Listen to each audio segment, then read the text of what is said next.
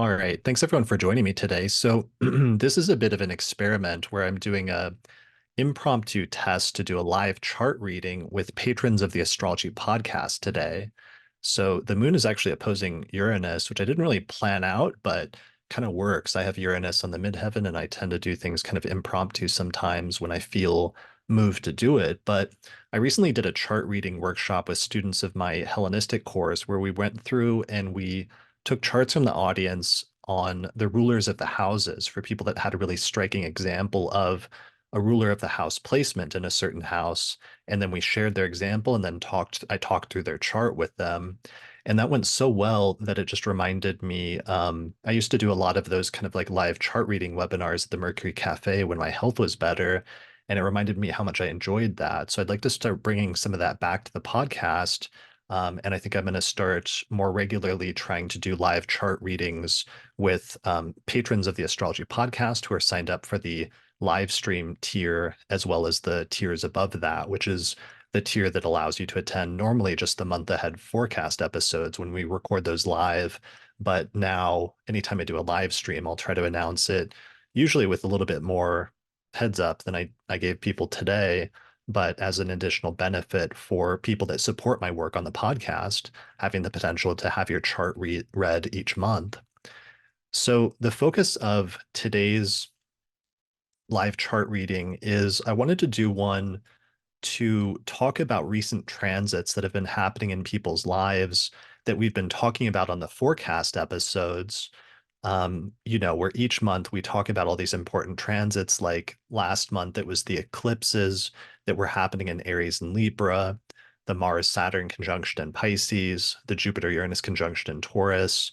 And then this month, we've got that huge Taurus stellium, as well as planets then moving into Gemini.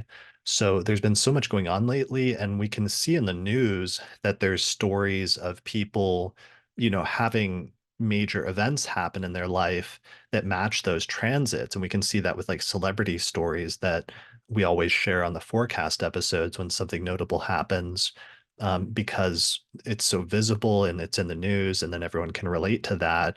But some of the best stories of transits always come from talking to individuals directly about what's going on in their life, and especially being able to ask them questions and have a dialogue. So one of the points that I made in a recent episode with Isa on consultations is that an astrology consultation is supposed to be primarily a dialogue between two people, because that back and forth and that discussion and give and take allows you to do a better job as an astrologer, because you can sort of confirm or deny some of your assumptions about the chart and get clarification on that right away. And then once you start to understand the chart better, and especially understand the trajectory of a person's life, you're in a much better position to be able to make predictions about the future through the transits. So part of the purpose of this is demonstrating sort of more of a consultation style of having a dialogue with a person about their chart. And then the other purpose in the long term, if this works out, is I might try to do more demonstrations where I do this with different astrologers in order to show off different chart reading styles so that you can see how different astrologers and how different traditions maybe um, do things in practice differently, but sometimes in ways that are interesting and useful to have that different perspective. So today, since it's just me, we'll primarily be showing off my chart reading style. But yeah, it should be interesting in the long term if this works out. So let me know if it's something you'd like to see more of in the future, and we'll see how it goes. All right. So it looks like a number of people have filtered in to the live stream. So thanks to all the patrons that have joined us today. Here's the deal of what we're doing. So if you have a good example, and it has to be like a relatively compelling example of a recent transit that you've had, especially in the past few months, although if it's a longer term transit, it could even be over the course of the past year in your life and in your birth chart that you feel comfortable with sharing, then click the Q&A button below this video in Zoom and then write a brief paragraph explaining your transit and the events that it coincided with in your life, so I can see if the connection is compelling, and then share also your birth data, your birth date, time, and place. And then I'll try to go through as many of those as I can over the course of this webinar, probably over the course of the next hour or two. So we'll see how long it goes. Of other preliminaries, of course, you have to be comfortable sharing your chart and having it public. I am going to release this as an episode of the Astrology Podcast later, and talking about your life and things like that, of course. I am going to bring people on through video and audio. So you have to be prepared to be on the webcam, ideally, to talk with me about your chart is another proviso, another necessary requirement. I'm trying to think of anything else. Does anybody else have any questions in the live chat before I get started, or points of clarification or ideas or suggestions? All right, let me start looking through. So first, let me show the chart. So our chart and roughly our like electional chart today. The Virgo rising, Mercury in the ninth whole sign house with that Taurus stellium, and the Venus-Jupiter conjunction is coming together today in the ninth house. And the moon has just finished opposing Uranus, and it's applying to an opposition with Venus and Jupiter. So this is kind of the chart, and this is like the impromptu nature of the experiment today is that Moon-Uranus opposition. But I was really struck by the ninth house stellium today, and I wanted to do something ninth housey. So I thought, what more ninth housey could you do than do live chart readings? All right, so let me look through some of the examples. Okay, since Samantha was the first one in, I'm going to go with hers. Ideally, also for everybody, I need charts that have reliable birth times. So if your chart's like rectified a lot or your birth time is uncertain, probably best not to do that today, but maybe in the future we could do some, and maybe even some impromptu rectifications. But for today, please be like accurate birth times only for now. All right. Samantha Shell, do you want to join me? Are you up for joining me on camera right now to share your chart? Hey, how's it Hello. going? Good. How are you? Good. Thanks for joining me. I think you were the first person to join the webinar. You must have joined within like a minute of me putting the announcement out. So thank you for joining. I saw the notification. I was like, yes, now. I love And it. I love this idea, by the way. I really appreciated it as a newer astrologer, just how the conversation with clients, potential clients, that is something that I find fascinating and I definitely need help with. So I appreciate it. Yeah, well, after doing that episode with Issa earlier this month, that I was so happy to do. I guess that was the next component was actually, showing how I read charts and how you sit down and talk to people in a consulting setting. So this is sort of like a follow-up or a part two to that, but it's something have always really loved doing. So I'm excited to do it again. All right. So what's your birth data? February 5th, 89, 11:31 a.m. in Radford, Virginia. Go. Okay, 19 Taurus. Yes, All that's me. right. So, and your birth data is from your birth certificate? Yes. Good. All right. So first things first, let me just share your chart and just give initial impressions, because one of the things I wanted to demonstrate, and I demonstrated when I did this with the Hellenistic course recently, is just what my first steps are anytime I look at a chart and what I try to pay attention to. So the first things first is I just see that you have Taurus rising and you have the sun in the 10th house. So automatically I know that it's a day chart. And since it's a day chart, I know that the most positive planet for you will generally tend to be Jupiter, which is in Taurus in the first house. And the most challenging planet will tend to be Mars, which is also in Taurus in the first house, so that you have both of those planets in the same sector of your chart. Other than that, I also look at the ruler of the ascendant as indicating a major area of focus of the native's life, more so sometimes than other areas of focus. So for you with Taurus rising and Venus in the 10th house, along with the sun and moon, so that shows more of a 10th house focus towards career, reputation, and overall life direction. Um, so yeah, so what's been going on with you, or what's your example that you want to share in terms of transits? So my Jupiter return is happening right about now. And in the last I'd say 6 weeks or so, I've had the opportunity of taking on two roles. I work in the film and television industry, and I've been gratefully making like basically double salary for the last 6 weeks. And that's unfortunately ending here soon.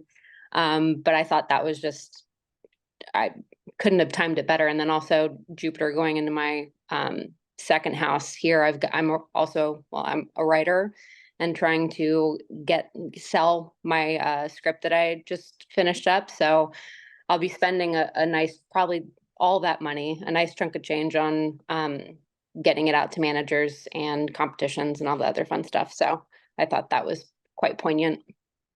Nice. Yeah, that's brilliant. So your Jupiter return has just been happening over the past few weeks with your Jupiter at 26 degrees of Taurus in your first house, and Yep. it's a day chart, so that's your most positive planet, and that Venus Jupiter conjunction in general is just all over that right now.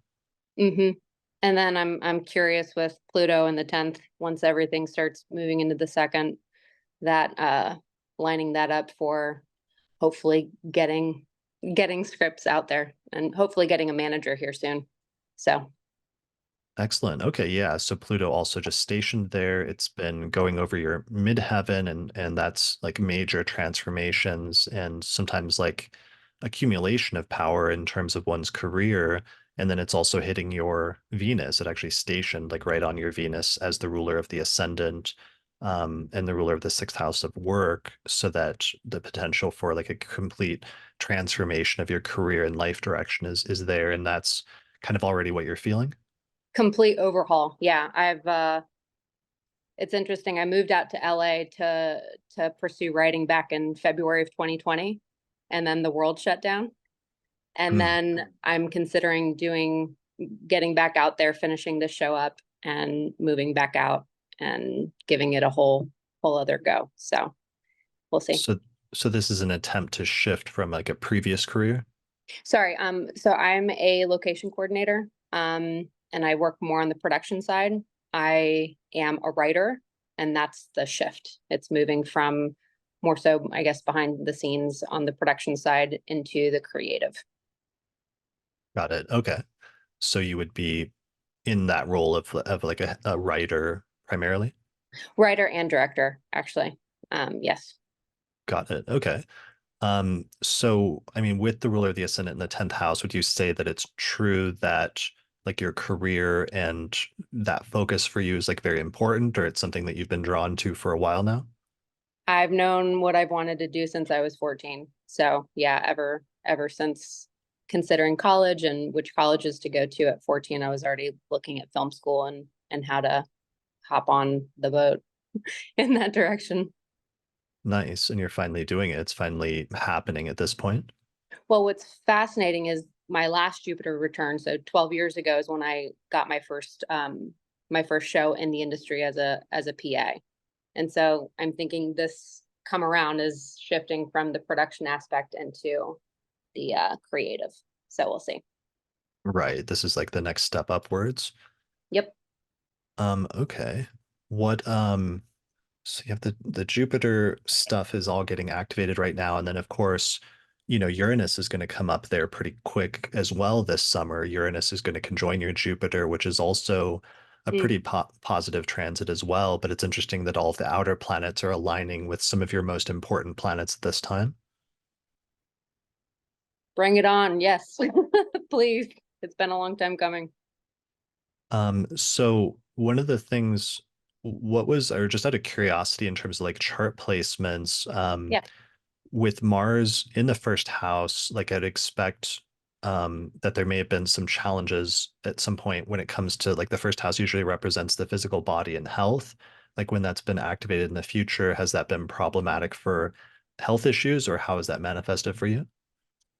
Um, I'm actually I did have so when I did move back from LA the first time, I had to have pretty major surgery. But in Mm, terms of any physical, I am very active. mm. I was in ballet for like 10 years as a child. I did color guard, competed DCI, DCA on like a world stage sort of thing. Mhm. So I think that more so is manifested in a athlete sort of way as opposed to major surgeries or physical ailments or anything like that. Got it. Nice. Okay. Yeah, it's interesting having like the most positive planet there and then having a challenging planet and the sort of mitigation or balancing out that that can bring sometimes. But it's interesting that you've manifested a lot of the Mars significations of just being more active and more like athletic or sort of sporty. Yeah, 100%. And I think the last reading I had, I think my lot of fortune is like, I think at 10 degrees of Taurus, and then my lot of spirit is at 25 degrees of Taurus as well. So it's almost that conjunction with both of those planets seem to, I think, maybe exacerbate that as well. Or I don't know what your reading would be on that. Yeah, that was actually something I was curious about, just what your zodiac releasing would be. I think if I'm sharing this screen, it's only showing the chart right now, or is it showing the zodiac releasing periods? I see the, yeah, it's small, but I can zoom up. Yeah. It's small. Okay. So let me change it to spirit because I was just curious about that. Is that right? Yeah. Okay. So since you have spirit and so you're born at a new moon, so that means the lot of fortune and lot of spirit are also together in the rising sign. So for the purpose of zodiac releasing from the lot of spirit, we would move spirit forward one sign to Gemini for the purpose of releasing. So you would have started out in a 20-year initial chapter of your life for your career and overall life direction from 1989 until 2008. Then, starting in 2008 and late 2008, you began a new 25-year period of your life. Um, and do you remember when you were 20? I guess it was around the age of was it 1920 when this was shifting Yeah. over? What were you doing in terms of your career and overall life direction? Was there like a change or a chapter shift at that point? So I was in college still at film school at that point in time, but 2008 into 9, that was the first year I did drum corps. And I mean, I was performing for over probably tens of thousands of people every summer. So um in terms of career being seen, that was, I would say, 10th house significators for that. Nice. Okay. And you were in film school at this Yes. time? Yes. Okay. So the career and the things that you're doing now, that everything that you were doing back then when you were in college is sort of like built up to where you're at now. Yeah, so I graduated with a film degree December 2010. Got my first job on The Conjuring as an assistant to one of the main actors. And then from there, I mean, talk not just as an aside, that Pluto in my seventh house, like I started my career assisting A-list actors, directors, and producers, kind of all of above the line sort of people that are Plutonian, to say the least. Right.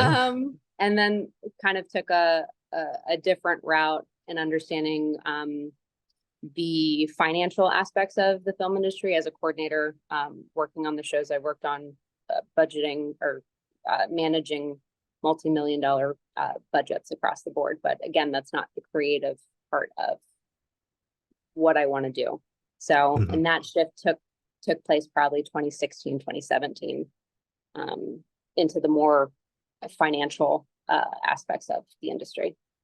Well, that's actually really interesting. Okay, so um, you've been in this 25-year period since October of 2008, and it sounds like you were in school and you graduated around that time and really got started in the industry. So usually the first 25-month sub period of a new 25-year Cancer period sets the foundation for all the things that will develop over the course of the next 25 years. Okay. So that was that initial period there. And then the next one that I usually look at is when it reaches the opposing sign, which is Capricorn. This is what I call a foreshadowing period. And that foreshadowing period would have taken place between December of 2016 and February of 2019. And Yep. usually it either foreshadows a major transition that a person is going to have in their career and life direction about 10 years later, or sometimes either the person like takes one step towards something, but then they take the final step towards that career shift 10 years later, or sometimes the person thinks about making a major change or even starts working towards it at that time, but something comes up and interrupts it and they're not able to finish it and bring it to completion, and then they eventually return to that topic about 10 years later at the loosing of the bond, which Wow. always represents a major transition in the person's career and overall life direction. And that's coming up for you here really soon between February of 2026 and May of 2028. And that's going to be probably one of the most crucial transition points for you in terms of your career and overall life direction in your life. Okay. So what That happened all. during the foreshadowing period? So that's wild. The 2019, well, 16, 19, that period is when I was like, I mean, top of my game location coordinator. But then 2019 was when I started realizing, okay, like for whatever reason, I feel like if you're not intentional about things, you can get lost in life. So kind of around that beginning of 2019, I was like, oh yeah, am I getting to where I want to go doing what I'm doing? And the answer was no. So kind of circled back to the writing and decided to kind of get my ducks in a row to move back out to LA. And that was, I know it's not in that period of time, just a little bit later 2019. And then, like I said, moved out February, drove from Atlanta all the way out to LA, February 2020. Got it. Okay. And then how did that go during that transition period? You said when you moved to LA in 2020, you said you ran into some issues.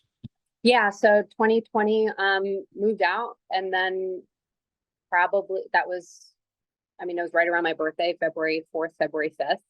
And then at the beginning of March, the pandemic started. And I'd like busted my butt and, pulled all my favors that I'd been accruing over the last, at that point, 10 years, 10 years, and moved back home just for the beginning part. Didn't really know what was going on with the industry at that point in time. But then July 2020, moved back out, was able to get a job in the industry, in the creative aspect as a showrunner's assistant, like in line to becoming a writer. But then what was it? April 2021, that's when I had a surgery. I had to have my left ovary removed because a cyst was growing inside of it. So that was pretty devastating. I had to move back home. And that was August 2021. I can't hear you now. Can you hear me? Sorry about that. I muted it because there's a trash truck picking up outside. So yeah, that was a major surgery then that you had during that time. Yeah, huge. Okay. So a couple of things, a few things. One of them is that part of what I should have said, but part of what we're seeing is that because you have the lot of fortune, which let me actually add to the chart. Let's see, displayed points. There it is. All right. So because you have a lot of fortune in Taurus, that means that the career peak periods for you are going to be all four of the fixed signs, which are Taurus, Leo, Scorpio, and Aquarius. The two biggest ones are going to be Aquarius and Taurus periods because that's the sign of fortune itself, and it's the 10th from fortune. So you were in this 10th from fortune peak period during that time, and that's one of the reasons it was so important for you in February of 2019, hitting the 10th sign from fortune. With your periods, though, because you have Mars and Jupiter in the same sign, your most positive planet, most negative planet, means that the peak periods will always be the ones that will be experienced as both having some of the most subjectively positive events as well as some of the most subjectively challenging events. And it sounds like you did have both at that time, and that's kind of what we're sort of hearing from that specific period, at least right there. And obviously, that's going to be different at different points because there was other stuff going on in 2021. Like Saturn was still in Aquarius. So Saturn Mhm. was like transiting all over your ruler of the ascendant and your luminaries and squaring your Taurus stuff. So there was sort of like other stuff there that was contributing factor in terms of the health issues. But in terms of one of the things I would normally do, I didn't actually plan to use zodiac releasing today, but one of the things I would normally do in a zodiac releasing consultation is I would go through the person's past chronology and mark out some of the periods and explain the theory of this in terms of which periods should be the most active and which ones should be challenging or positive, and then just see what the repetition has been in the person's chronology up to this point. Because once you've done that, then you can project that out in the future for when there's similar repetitions coming up in the future. So generally speaking, though, it sounds like that's part of what's going on there, and that's part of why Aquarius is so important to you. It's also actually, now that I think about it, because Spirit's in Taurus, that means Venus is the ruler of the lot of spirit. So it would be Aquarius periods will also tend to be the periods where you find your life's work, is part of the general thing of that. So I would pay attention to those as well, both in the past and see if that's come up in the past as well as the future. Okay. All right. So the main thing, though, is you're really headed for this major transition period in Capricorn between 2026 and 2028.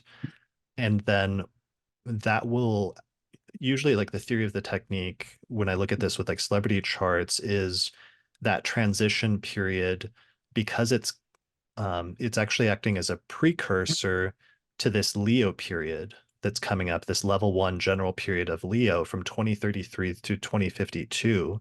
That Okay. period, because it's angular from fortune, is actually your career peak when you'll have the most active and important period in terms of your career and your work and your overall life direction. So that's actually very good news if you're heading into a new area of career and you're hoping to have success in that. This is actually a good indication that some of your most successful days are coming up because you're about to hit the 19-year period that will represent probably the high point of your career from 2033 to 2052. So what this loosing of the bond is from 2026 to 2028 is it's some sort of final career transition that's going to push you in the direction that you need to go to be the necessary transition to set you up for the career success that just takes off in the 2030s. Okay. Um, yeah, so that's actually super good news because this is like, I'm trying to think of examples of this off the top of my head, but I think if I'm remembering correctly, like Robert Downey Jr. may have been one of this, like the loosing of the bond was like Iron Man for him, and then it set him up for this new level one period that was just like a peak period for the next decade or two, and then he just had massive success. But it's like if that one movie hadn't taken place, then the rest of it wouldn't necessarily have followed. But sometimes people just have a lucky break and they have that huge transition that happens during that losing the bond. Copy that. Yeah, I think with Pluto going through all of those, you know, grinding across all of those planets up there, there's got to be, I think that's something. I'm just trying to do it in a way that is, what is it? I'm learning about this right now.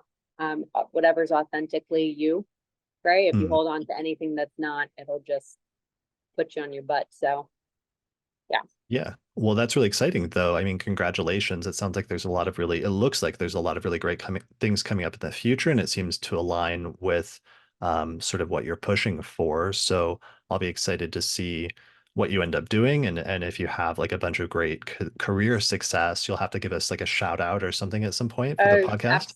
absolutely. Absolutely. Thank you so much. I appreciate it. Yeah. Thanks for sharing your chart, and thanks for joining me for this as the first experiment. Absolutely. Thank you. All right. All right. So I'm gonna just stop the video and mute you, but you'll stay as a panelist while I go to the next person because I think I learned in the last one that that's the only way not to like kick people out of the webinar.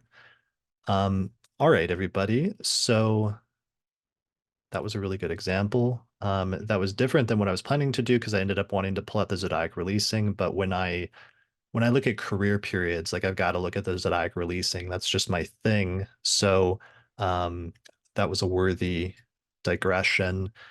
Let me see who's next. Yeah, I'm hoping to do more zodiac releasing webinars like that soon because those are, it's a complicated technique, but there's some very specific rules for using it. Midheaven is in the 10th house. Node is in Taurus. Business gone through revamp. Um, okay, I kind of want to look at that one. Mandy, are you still here? Mandy Bailey? All right, I will see if I can be more concise. I think everyone knows I'm not the most concise guy. Hey, Hi, thanks for joining me. What is your birth data? November 12th, 1985, and that's at 9:25 p.m. in Memphis, Tennessee. 26 Cancer, got it. That's it. All right, so here is your birth chart. So you have Cancer rising. You were born with a night chart because the sun is in the fifth house.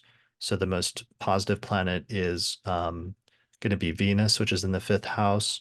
And the most challenging planet is going to be Saturn, which is also in the fifth house. So it's a similar chart as our last one, where some of the greatest challenges as well as the most positive things are sort of in the same sector.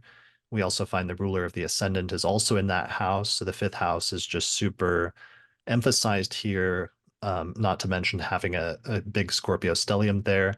I'm a huge fan of Scorpio stelliums, so already I'm vibing with this chart. Yeah, so what's been going on with you? Um, really, since everything kind of clustered around Aries and started going over my midheaven, I've had a push. I've been working from home for like the last 7 years, but it's been pushed more toward the astrology side of things. I've always loved astrology. It's always felt like home to me, Mhm. but now it's becoming more of a career thing instead of just a passion. And a lot of my friends, especially on social media, have been pushing for me to like do readings and teach classes and all of these things. So a lot of like 10th and 11th house stuff going on. Um Right. So we had there's been like eclipses bouncing back and forth between your 10th house of career and your fourth house of home and living situation. yes, and my ruler of the 10th is in the fourth, so work from home just kind of makes sense. So had you worked from home before, or will this be new in terms of doing it with astrology? This is new for me. This is new. Okay, got it. So that's actually really interesting then. So that's a good example of how when eclipses happen, because they bounce back and forth between those two houses, sometimes it shows the activation of each of those areas of life. And sometimes it's separate, but other times it's actually intertwined in some way, like it would as would be the case with you, where you're making this career transition that's also affecting your home and living situation. Yes. Nice. That's really cool. And then, so when did that start? Um, Maybe a year ago, but uh, it, um, I have a lot of trouble with like putting myself out there, especially when people can see like me, who I am, instead of just like a mask that I wear for work almost. Hmm. So I've really been adjusting to that. Like, I don't know, like before when I didn't work from home, when I had a career, I was a corporate trainer, so I could speak and teach lots of people, like hundreds of people at a time in a classroom setting, and it was fine. But when I'm talking about myself, it's totally different, and I've had to adjust to that. I feel like I've there's been a learning curve that I've had to go through with that. Hmm. Um, I'm getting there. I've Yeah. made a lot of progress. Yeah. Well, I think that's also a good example just because eclipses, the Aries Libra eclipses started a year ago. And while sometimes eclipses can coincide with a singular, really important event, oftentimes because it bounces back and forth for a year and a half or sometimes as long as 2 years, it's often indicating like a process where instead of just like pushing something over really quickly, if you had like a big object you're trying to move, sometimes you have to like rock it back and forth a little bit before it really you're ready to push it all the way over. And I feel like sometimes those transitions that eclipses represent are like that. That makes so much sense. Yeah. So you said your friends have been really helping you though in this process or have been really encouraging you? They have. They're actually the reason why I even thought about astrology as a career in the first place, because we were just in an IG chat and people were talking about this and that. And astrology came up, and I just watched the conversation for a couple of hours, and somebody was like, I wish we knew somebody who knew something about astrology so we could ask these questions. And I was like, I know a little about astrology, and then it just kind of went from there. I've taught some local classes before, but nothing major. Hmm. Okay. So, and this is all coinciding with like Jupiter transiting through your 11th house over the past year and having that Jupiter-Uranus conjunction in your 11th house recently. It is. It is. Do you know when that the friend component really happened? Was that recently or was it over the past year or was there a Um, I would say it's been over the last year or so. Maybe April or May of last year is when the first conversation happened, and then since then it's been sort of this slow progression toward where things are right now. That's perfect. Yeah, because May of last year is when Jupiter went into Taurus for the first time, right in the middle of May. Right. Um, and then it met up with and was co-present with like Mercury and Uranus and the Sun at that time. So that would be funny if that did coincide with when the first inkling of this started. But then, like with the eclipses, a 1 year Jupiter transit, it's a process, especially because it has different stationary points where it stations retrograde and direct and goes back and forth. So that it has this whole winding course as it goes through Taurus over the course of a year. So that's why I always tell people to pay attention to the ingress of the planet, especially an outer planet, into a new whole sign house, because sometimes something will happen or will start to happen in your life that you may not notice at first, but later in retrospect, you end up realizing that it was significant. Right, absolutely. It's funny because it was before the nodes went into Scorpio and Taurus. It was right before that happened. I had a consultation with an astrologer, and the whole point of the consultation was, what am I supposed to do with a North node in Taurus when like everything in my chart is opposing it in Scorpio? And he said that I was supposed to get comfortable just being myself basically. And I think that Jupiter going through Taurus has helped me with that. It's sort of expanded my comfort with my darkness, I guess. Can I say darkness in regards to Scorpio? Sure. Yeah. So um it's Well, it's like me taking that into the world, yeah. it's interesting that you mentioned that as a keyword also, because I just realized like you were born the day of a solar eclipse in Scorpio, I believe, right? Yes. Okay. I think it was like total in Antarctica or something, some random place where nobody got to see it. Yeah. Well, that still counts. I mean, so we can see that just because you're born, your sun is at 20, moon is at 28, and the south node is there at 9, so it's only like 11 degrees away. So that's definitely a solar eclipse. So the lights themselves or the sun, was made dark that day. So it's interesting hearing you talk about it like that, in terms of like becoming comfortable with that or that part of Right. yourself. Right. Nice. All right. Well, that's also going to make eclipses very important for you, which is one of the things I've discovered over the past 6 months since I did the eclipse work with Nick Dig and Best, is just people born on or especially within a week of an eclipse. Eclipses tend to be very important turning points in their life. I think even more so than most people. So that makes even more sense now with the eclipses happening in your 10th and fourth houses and how that's just indicating some really major changes for you in terms of both your career and your home and living situation. Yeah, definitely. I probably 3 or 4 years ago, I really got into astrological magic. Um, so I've been trying to like work with the eclipse energies since then. Um, I know that's probably more of like an Austin Coppock thing, but uh it just resonates with me. I don't know. And I use it in a way to like with all the Scorpio being in my fifth house, I really don't see Scorpio as like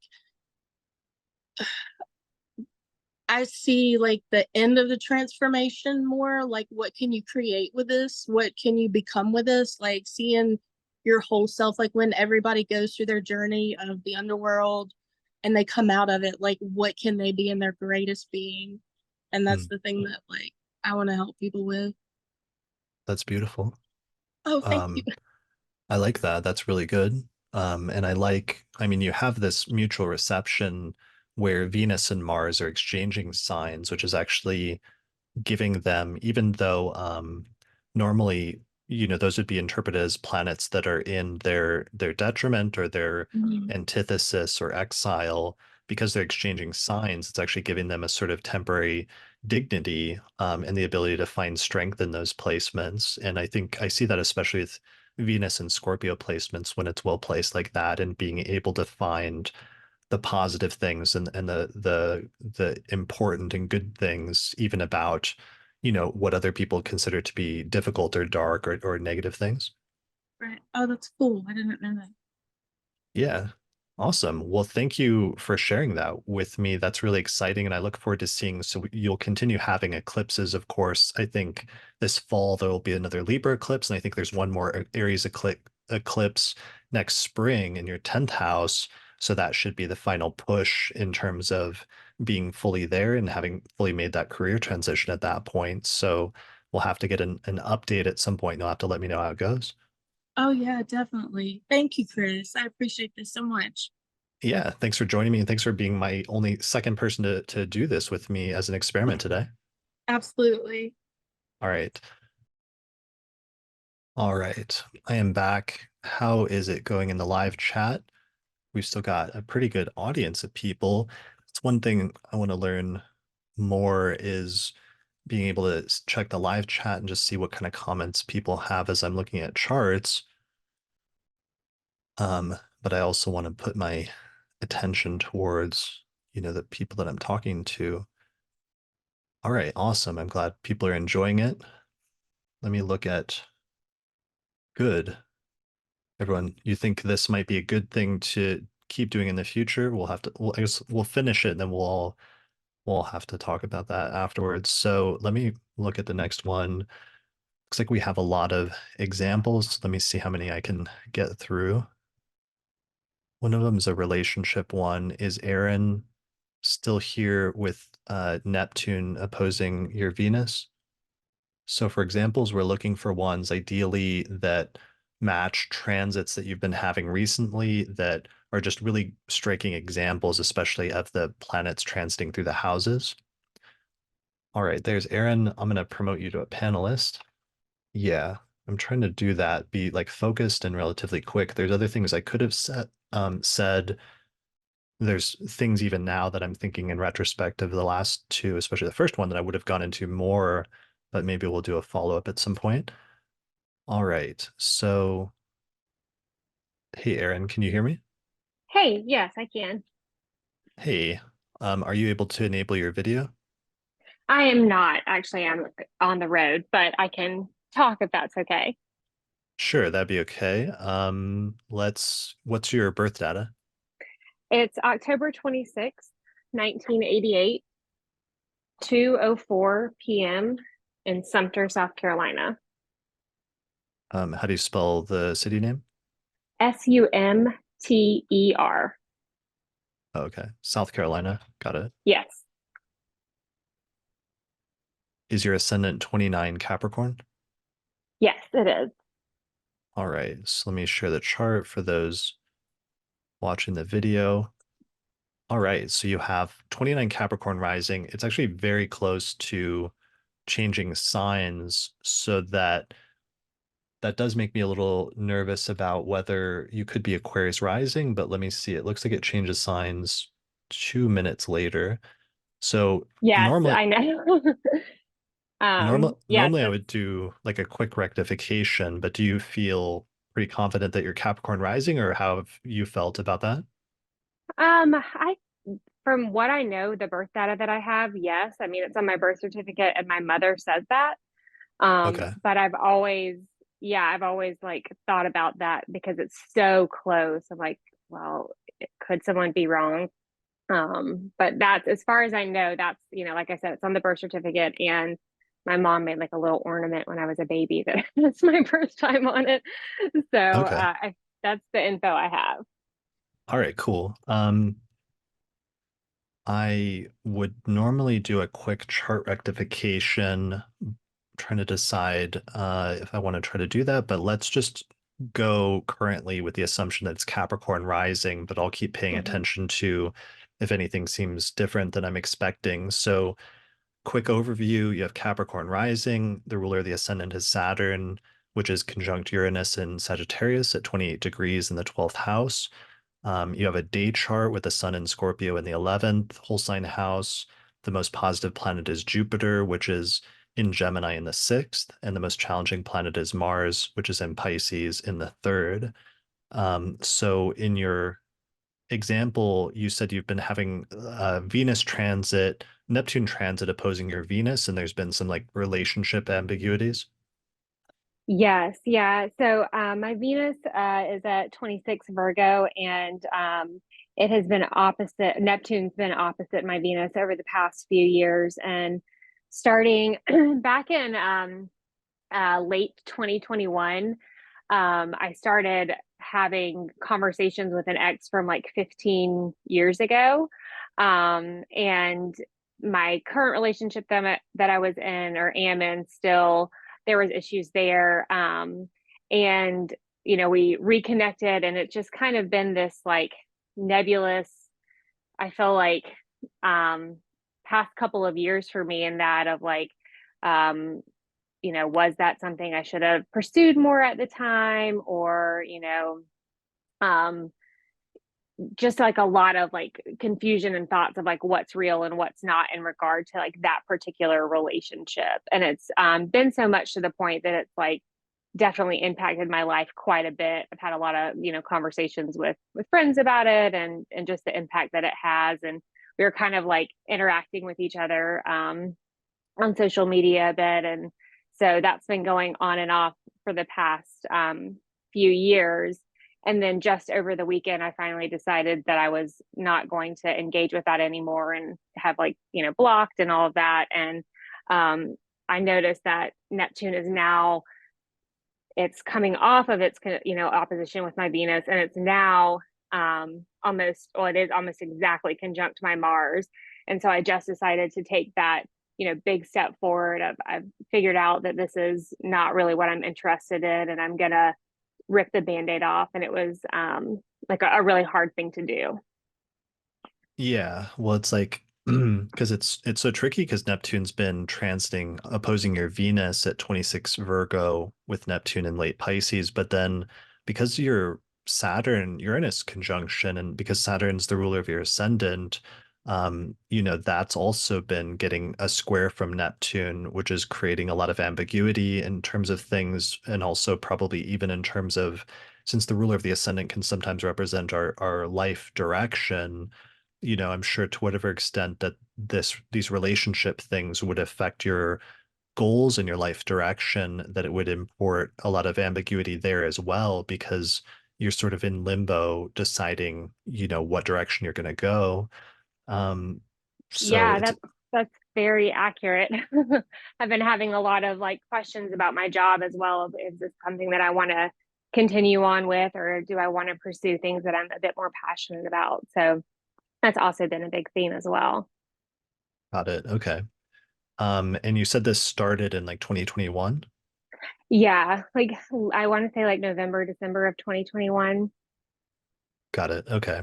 Yeah, because that's the thing that's changing right now as well, is now from 2021 on, you had just Neptune that was activating all of that stuff. And especially when you're under a Neptune transit of Venus or Neptune to the seventh house, there can just be this real idealization stage where like everything looks really great and like the grass looks greener and on the other side, and you can't really see any flaws, but Mm, you're usually, you don't realize until you come out of that that you're kind of in a fog at the time and weren't able to see clearly. But what's happening now over the past year is, a year ago, Saturn ingressed into Pisces, and all of a sudden it's now getting close, so that this month, Saturn and Neptune are coming into their closest alignment yet, where they're going to come in within about 10 degrees of a conjunction with each other. So all of a sudden, Saturn is coming into that whole T square that you have between Venus, Saturn, and Mars, and it's kind of bringing a sense of reality to things and trying to bring you back down to the ground from the clouds and trying to introduce a sense of realism. Although those are mhm. very much like competing things that are happening. Is that kind of the sense that you've been having lately in terms of that sense of realism being introduced back into the picture, or what caused you to have those feelings of feeling like you needed to cut it off? Yeah, that absolutely has been the theme that I've been feeling lately. I actually went on a trip with some good friends this past weekend and talked a lot about it and realized that it had really been consuming a lot more of my thoughts than I had realized. And it was like I was having this difficulty between like reality and what was, in my head about it. And this weekend after those conversations, that's when I decided, I need to focus on what's in front of me and what's here now. And that's when I decided to just cut ties completely. Um, yeah. Got it. Okay. That makes, and that was, sorry, you said just this last week? Yeah, I did it on Sunday night Oh, at wow. Okay. 7:30 p.m. Sunday. So today's Wednesday. I'm just looking at like Mars, transiting Mars opposing your Mercury recently. Sunday, hold on. Let me look at the date. So Sunday was the 19th. Okay. Yeah, and I did it. I know the time I did it was like 7:30 p.m. and I was in Tulum, Mexico. Um, Okay, but that yeah. would be right. Okay, so that actually is really interesting because this is the same thing that happened with in the month ahead forecast. We When we finally talked about Mars in Aries, we were really focusing on that Mars North Node conjunction that went exact on the 19th, and or yeah, around the 19th, 18th, 19th, because it got triggered by the moon opposing Mars right at the same time. And Austin and I will talk about this in the month ahead forecast, but like one of the things that happened was that combination went exact right when the president of Iran died. But it sounds Mm. like that combination was happening right on top of your Mercury in Libra at 15 degrees of Libra. So it sounds like you decided to sever that relationship around the same time, basically. Yeah, wow. That's Yeah. so So, interesting. and it sounds like it sounds like it was not gentle, or that it was definitely like a severing. And you said there was like a blocking on social media and everything. Yeah, there was, and there was like it was like a meditation that I did, and like I wrote a letter, and it was like this whole like ceremonial goodbye. Got it. Okay. Yeah. Really like Hmm. cutting the cord. Yeah, like that was actually I did a cord cutting meditation where I like released his energy back to him, and I took mine back to myself. Okay. Hmm. Interesting. All right. Well, yeah, it'll be interesting to see. We're still, I think it's in June. It's not until in June. Let me look at the calendar, look at the planetary alignments calendar. So Saturn stations on the 29th of June and Neptune stations on the 2nd of July. So Hmm. there's still some ongoing like ambiguity there, or some ongoing sort of coming back down to reality and dealing with the implications of some of that, especially because part of this is like your Saturn. square.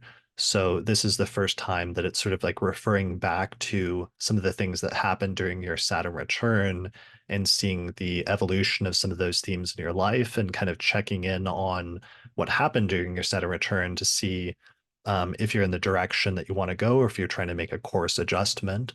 So I would pay attention to what happens around the time of those two stationary dates of Saturn and Neptune in late June and early July, because that'll probably give you some sense of what the next steps are and what probably the next year is going to look like in terms of continuing that process before eventually Saturn and Neptune start to get out of Pisces. And luckily, some of the fog starts to clear up starting in 2025 and onwards as you move away from these transits. Awesome. Yeah. This is so interesting. Thank you so much.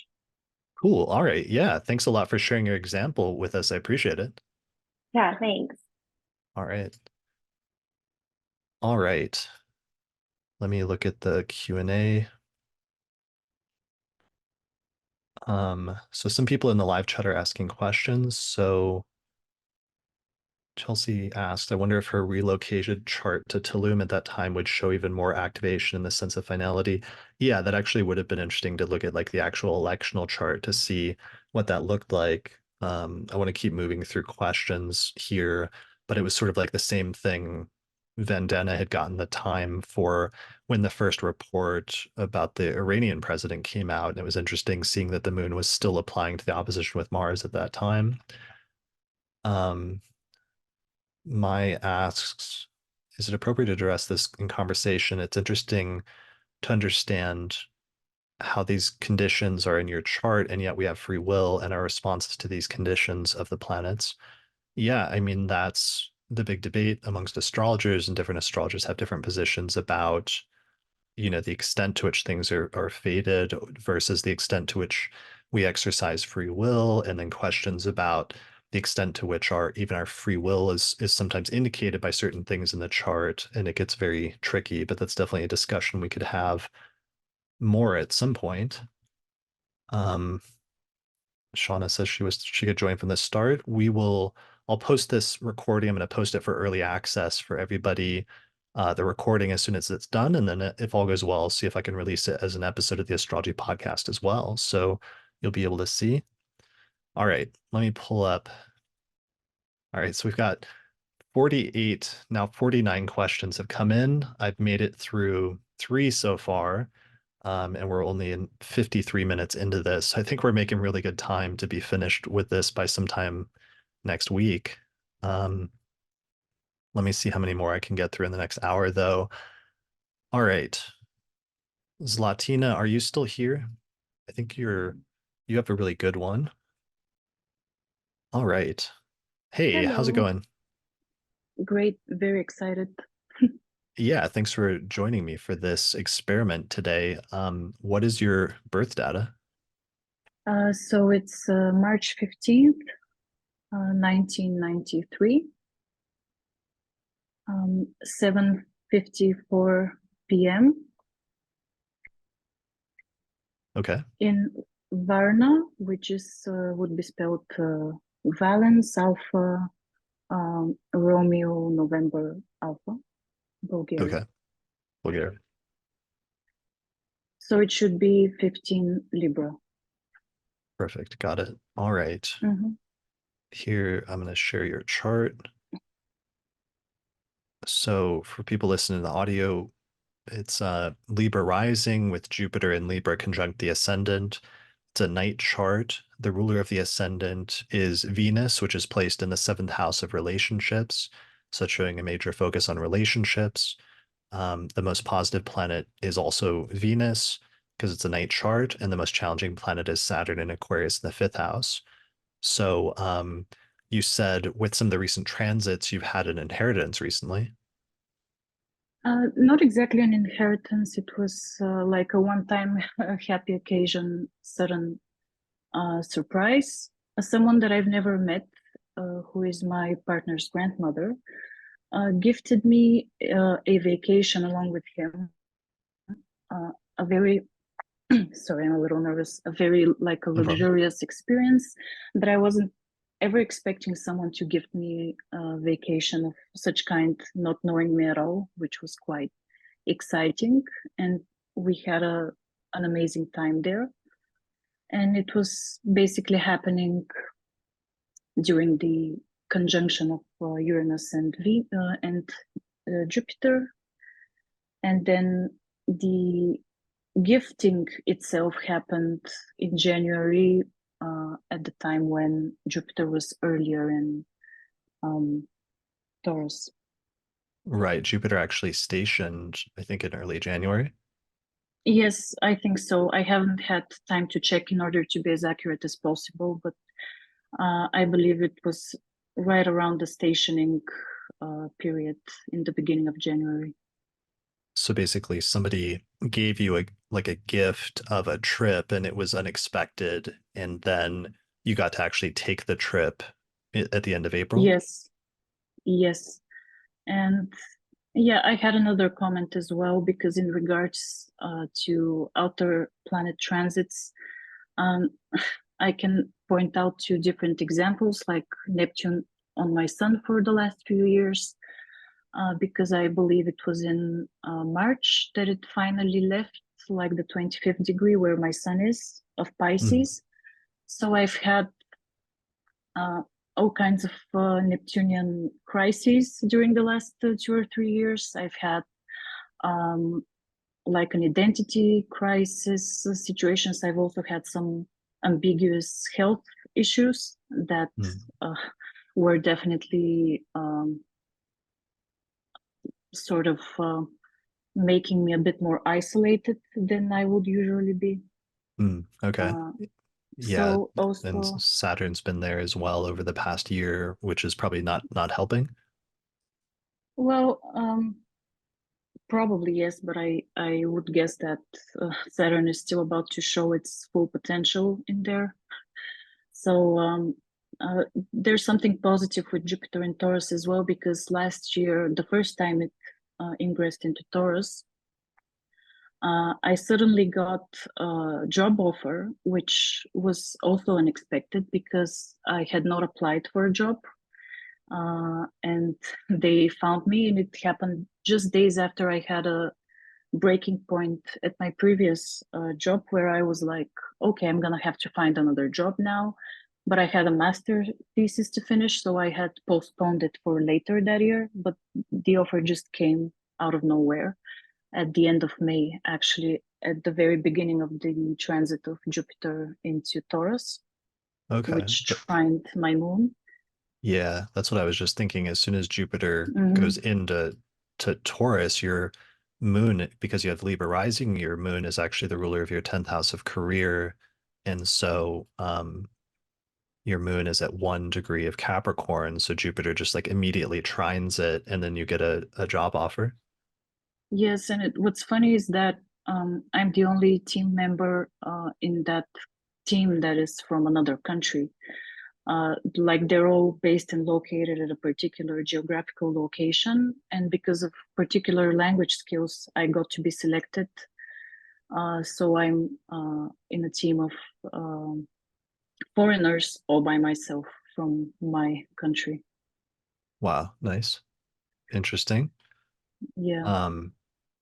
So yeah, so those are both pretty good transits. How old are you again? I'm 31. 31. Okay. So that is an 8th house perfection year right now, right?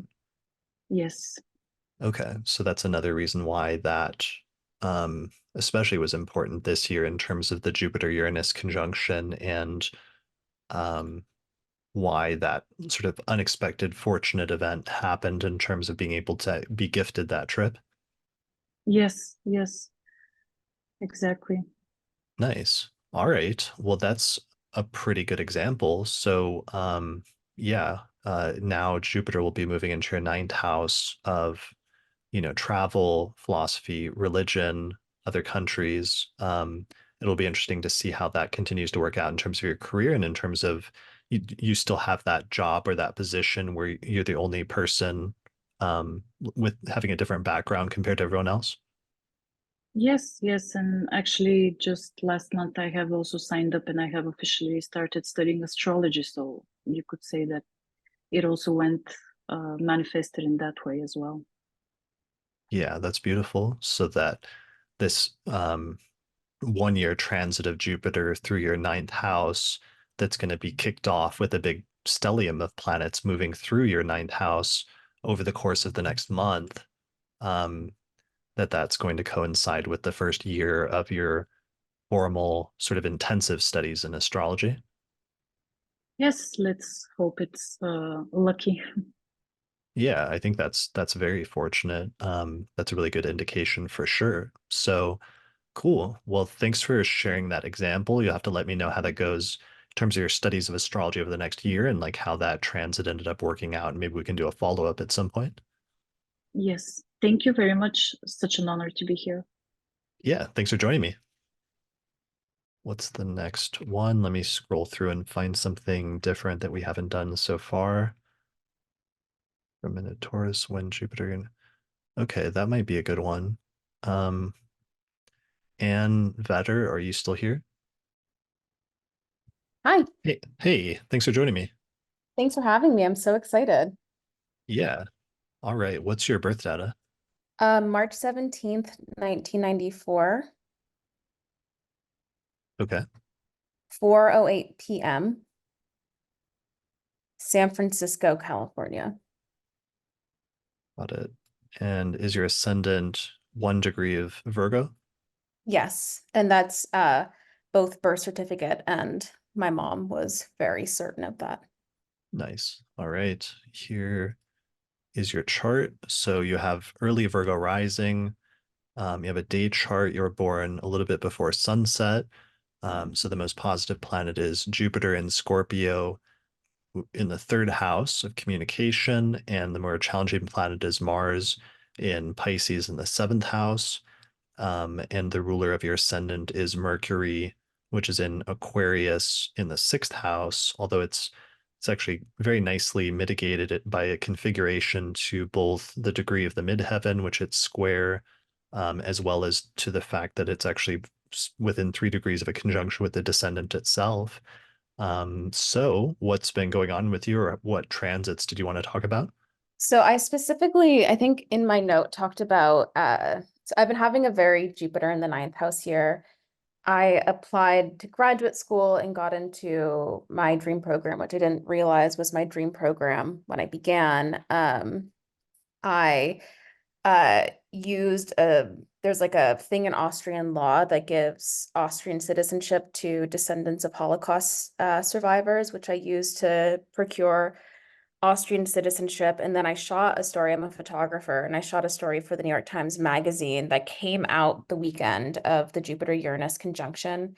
It was about polyamory, and it blew up in this way that was just like completely unexpected by the editor, unexpected by the magazine, and completely unexpected by me. So that was like the main one that I put in. Oh, and also I started a relationship with someone who I met while touring this graduate program, and Jupiter was in my ninth and is the ruler of my seventh. Wow, that's amazing. It was a really good Jupiter year. I'm sad to see it go. How old are you? I'm 30. I turned 30 this year. Okay, so you're actually in a seventh house perfection year, which activates Yes. Jupiter as the Lord of the year. So that's the other reason that Jupiter transits are really potent for you right now. Yeah, it was I feel really lucky. So let me show the bi-wheel, dynamic enemy bi-wheel, just so we can show the transits, because um, it's like it coincided with that, but part of what was happening there is that it was hitting your midheaven pretty closely. So the weekend of the conjunction was like the 19th and 20th. Hmm. And here we see Jupiter conjoining Uranus in your ninth house. You publish this story, and then it just becomes unexpectedly like wildly successful. Yeah, like 40,000 likes or something on Instagram. But what was interesting is that it really pointed out to me how Jupiter is neither good nor bad. It's just expanding, because Hmm. while it got a lot of attention, like I didn't get any hate, but people really had such strong reactions to the stories of polyamory that were shared. essentially I photographed 10 people who were part of a larger like 30-person polycule, and people Oh, had I saw that story. That's yeah. funny. Yeah, that's really funny. I saw that story. That was good. And they were super sweeties, and it was lovely to work with them, and people had such strong reactions, but in a way that just like put it in front of so many other people.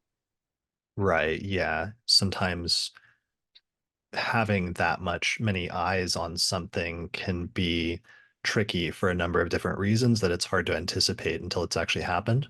Mm-hmm.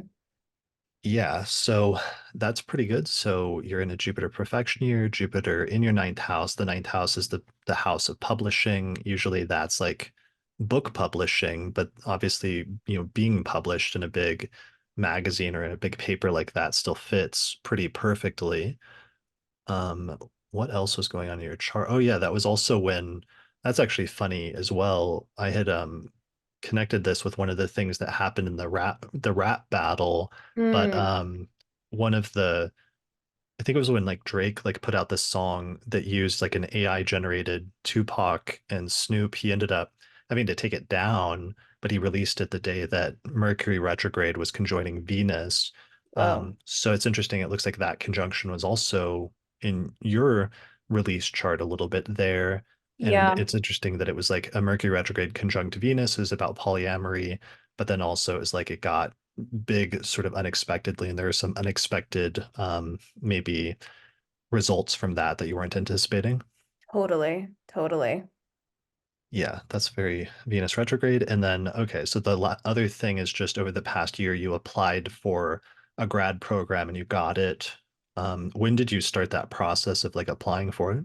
May. So I realized in May that I wanted to apply to graduate school, and I started with like wanting Of to go this to this year? one. What? Of this May year? this year. Like, or yeah, Okay. like May, sorry, May 2023. Oh, I a year realized, ago. yeah, a year ago, sorry. I realized a year ago that I wanted to go to graduate school, an MFA in photography. I specifically really wanted to go to the program at Yale until the first week of November when a mentor convinced me to go look at UCLA, which had like I hadn't wanted to go to because it's much more interdisciplinary. And then I went, I visited, and like within moments of being on the campus was like, I'm going to go here. Like this is the perfect program for me. And then first week Really, of February, got a really unexpected call, didn't even interview and got in. really quickly, what was you said that you suddenly sort of decided in May of 2023 that you wanted to go to grad school. So that would have been when Jupiter ingressed into Taurus, into your ninth house of education. What were the circumstances surrounding that in terms of why did you make that decision, or what arose within you at that time that sort of led to that? A really good friend of mine had just gotten into Yale, and I saw that. I was like, oh, like he's really moving with his career in this way. And I was like, if he can do it, I can do it, because it had kind of felt out of like both of these programs are really difficult to get into, and it really felt out of reach. And then when I saw a peer like go through the process and access this thing that he had been dreaming of, I was like, okay, like I can absolutely do this too. Nice, nice. Okay. And then you did that visit in November, and then you actually got accepted, did you say in February? I got accepted like February 2nd. Got it. Okay. What was happening in February? And then did you start recently, or when do you start? No, I start September 26th. Got it. Okay. So Jupiter will be in Gemini coming up on your midheaven around that time. Uh, yeah. Oh, it's interesting that wait, no, my midheaven is Oh, sorry, 27 that's the Taurus. transiting Yeah. midheaven. Yeah, my Yeah, my I was bad. like, never seen my midheaven at 11 Gemini. Yeah, no, I was thinking of just your 10th whole sign house.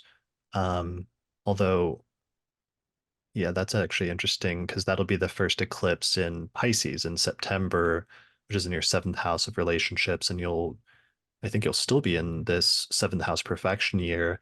And that was Mhm. actually the final or the third component that you mentioned as you started a relationship recently.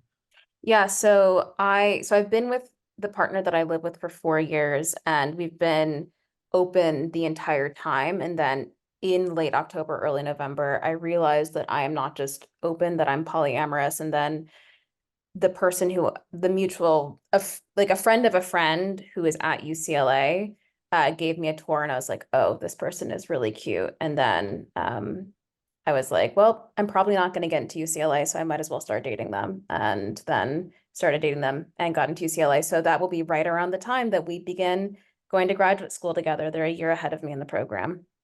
Nice. Around September, basically, when that eclipse happens in Yeah. your seventh house.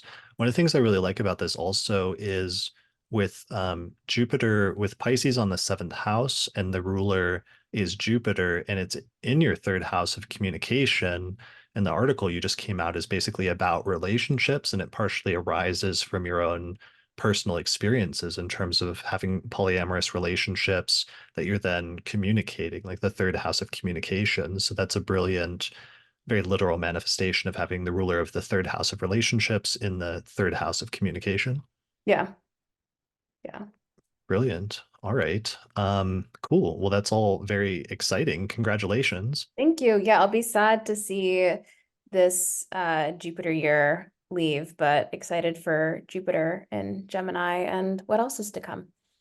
Yeah, well, there'll be many more of those. They come around every 12 years, and it's a good setup, for many good things in the future. So it'll be interesting, actually, like 12 years from now, there'll be other periods in between, but it'll be interesting to see the repetition 12 years from now when you again have a similar perfection year and you have again a similar transit, and just obviously Uranus won't be there at that point, but just if you Yeah. have this continuing repetition of something you've written about relationships blowing up and having far more impact than you anticipated, Totally.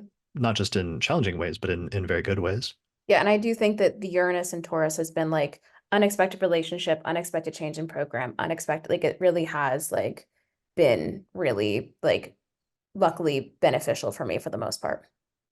Yeah, well, and the other half of that that's going to open up next year is that first Pisces eclipse is going to open up some major things with relationships and be a major period of beginnings and endings in terms of that. But seventh house eclipses are also opening up a sequence of eclipses in your first house. So Yeah. there's often a lot of changes in terms of the person's sense of self and like who they are and what they want out of relationships and how much they're willing to put into it, and usually go through like a year and a half period of back and forth in terms of focusing more on one or the other before you find sort of an equilibrium of some sort.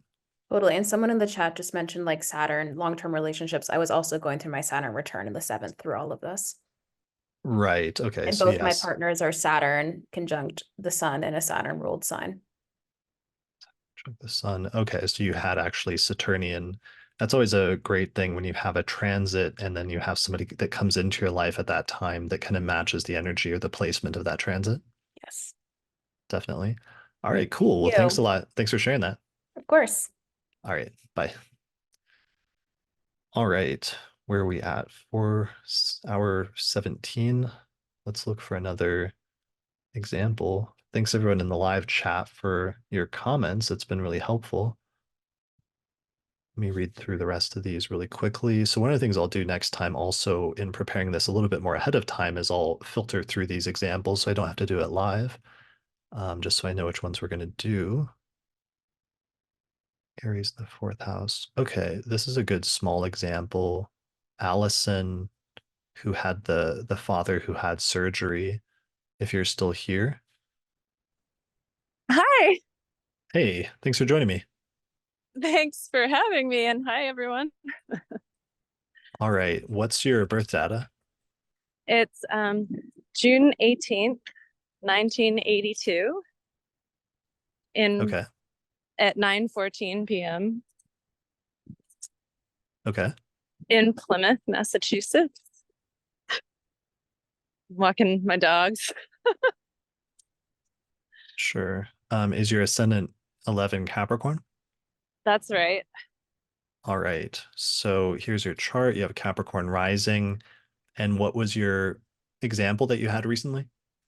Well, it's funny. I really I have a good relationship with my dad, but I don't call him a ton, and so I usually call him on his birthday and on Christmas, and yeah, like a couple times a year, but around the time of the eclipse, I was like, geez, this fourth house thing, maybe I should call my dad. And I called him and he was like, oh, everything's cool, but I'm going to have surgery.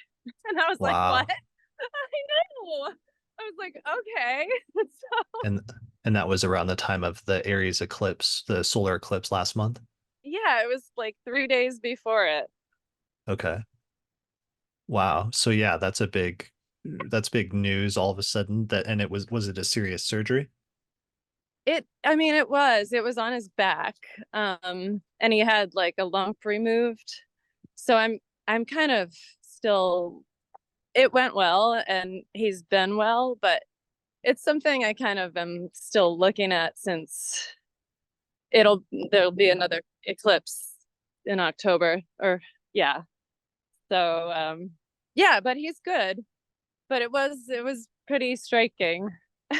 Yeah. So Yeah. you said you don't talk to him. When was the last time you had talked to him prior to that? Oh, yeah, probably around Christmas.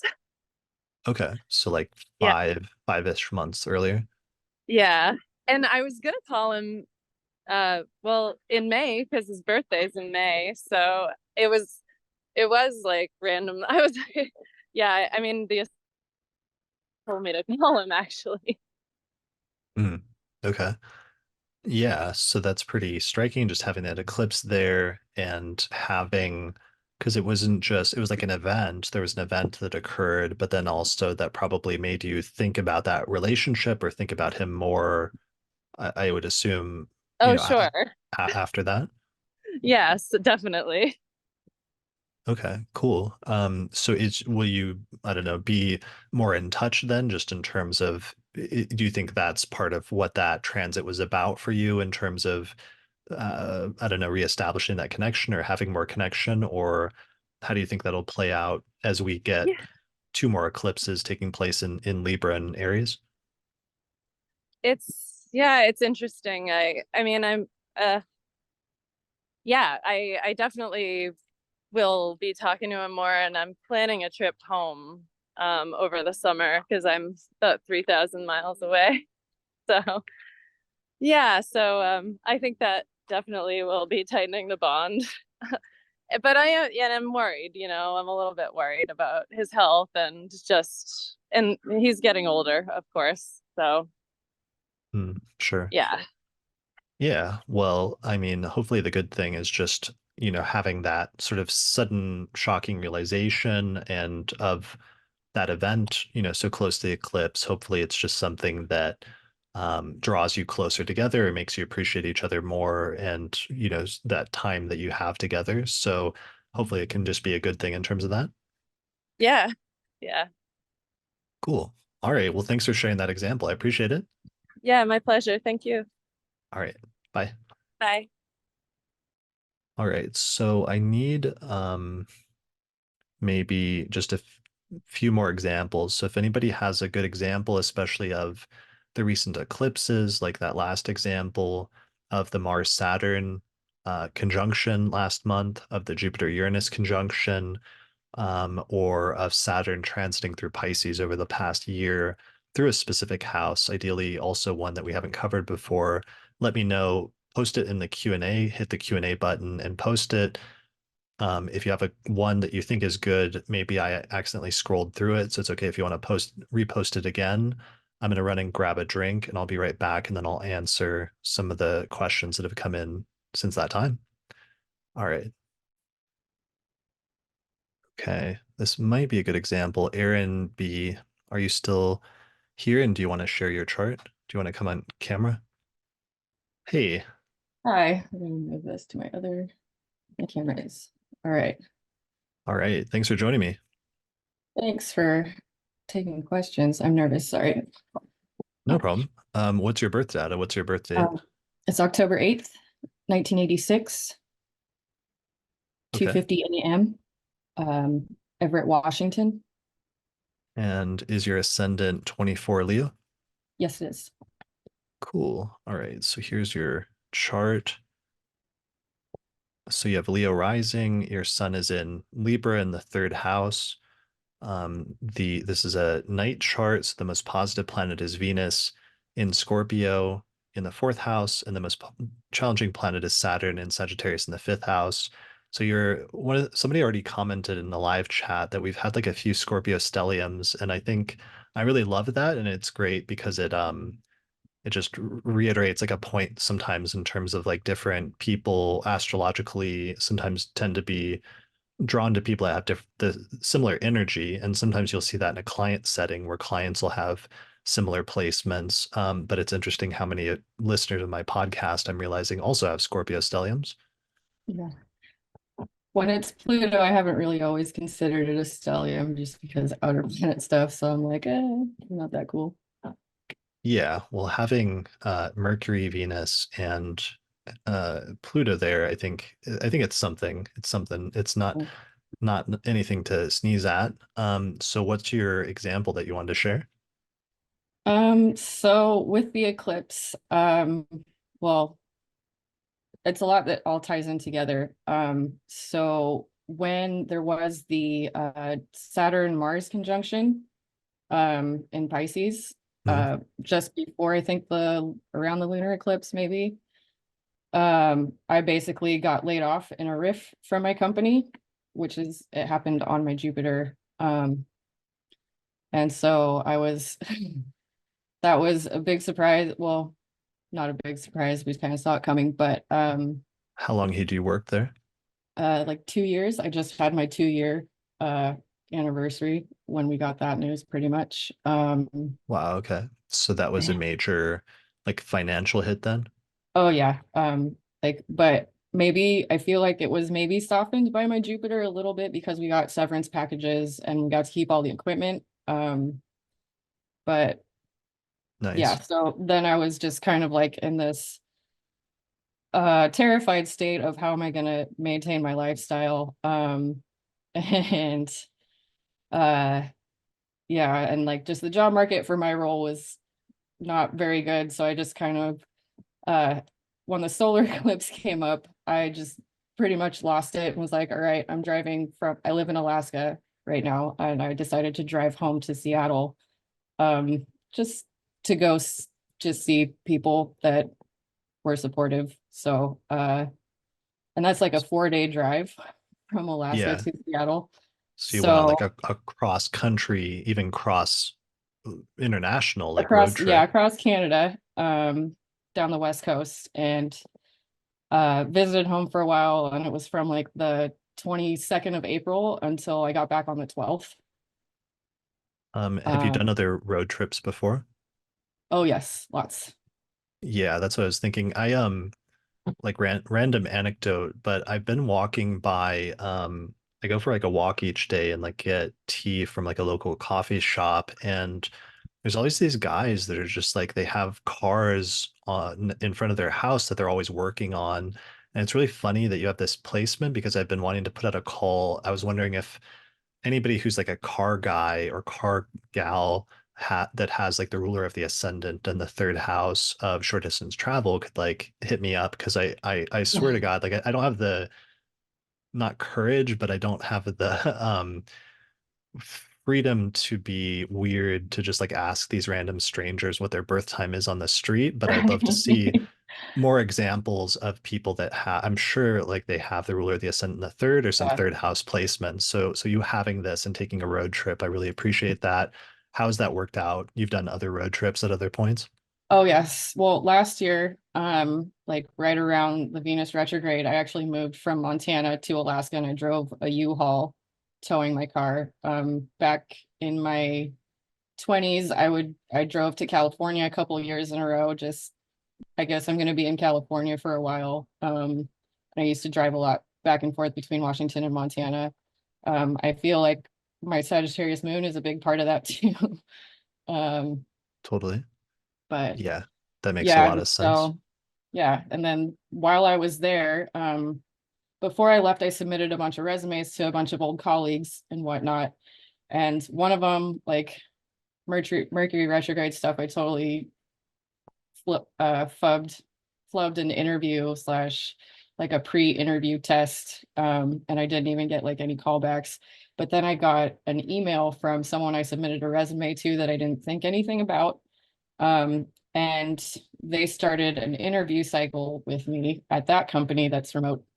And then as I was driving back, I was like 2 days before I got back, they were scheduling a lot of interviews for me, like the 20th, or what that's today, like the 13th and 14th. And I did all those interviews, and then I got an offer letter, and it really weirdly specifically like my weird specific role that I've done for several years at a previous job. So I was basically handpicked for it. And then yeah, I signed my offer during the Jupiter cazimi. Like it was exact Jupiter cazimi. This basically when I actually got the offer to sign. Right. And that since you're Leo rising, that cazimi, that Sun Jupiter conjunction was right in your 10th house of career. Yeah. Nice. And it looks like, and also like the Venus Uranus conjunction was there in your 10th house. And of course, Mercury had also moved into your 10th house. So you just had a bunch of stuff. Was it and you said it was like very similar or strikingly similar to what your last job was? Not my last job, but the job before that I left from the pandemic because I couldn't do it remotely anymore. Got it. Okay. So the last job I just had 2 years was just kind of filler, I guess. And how old are you again? I'm 37, so I'm in a second house perfection year.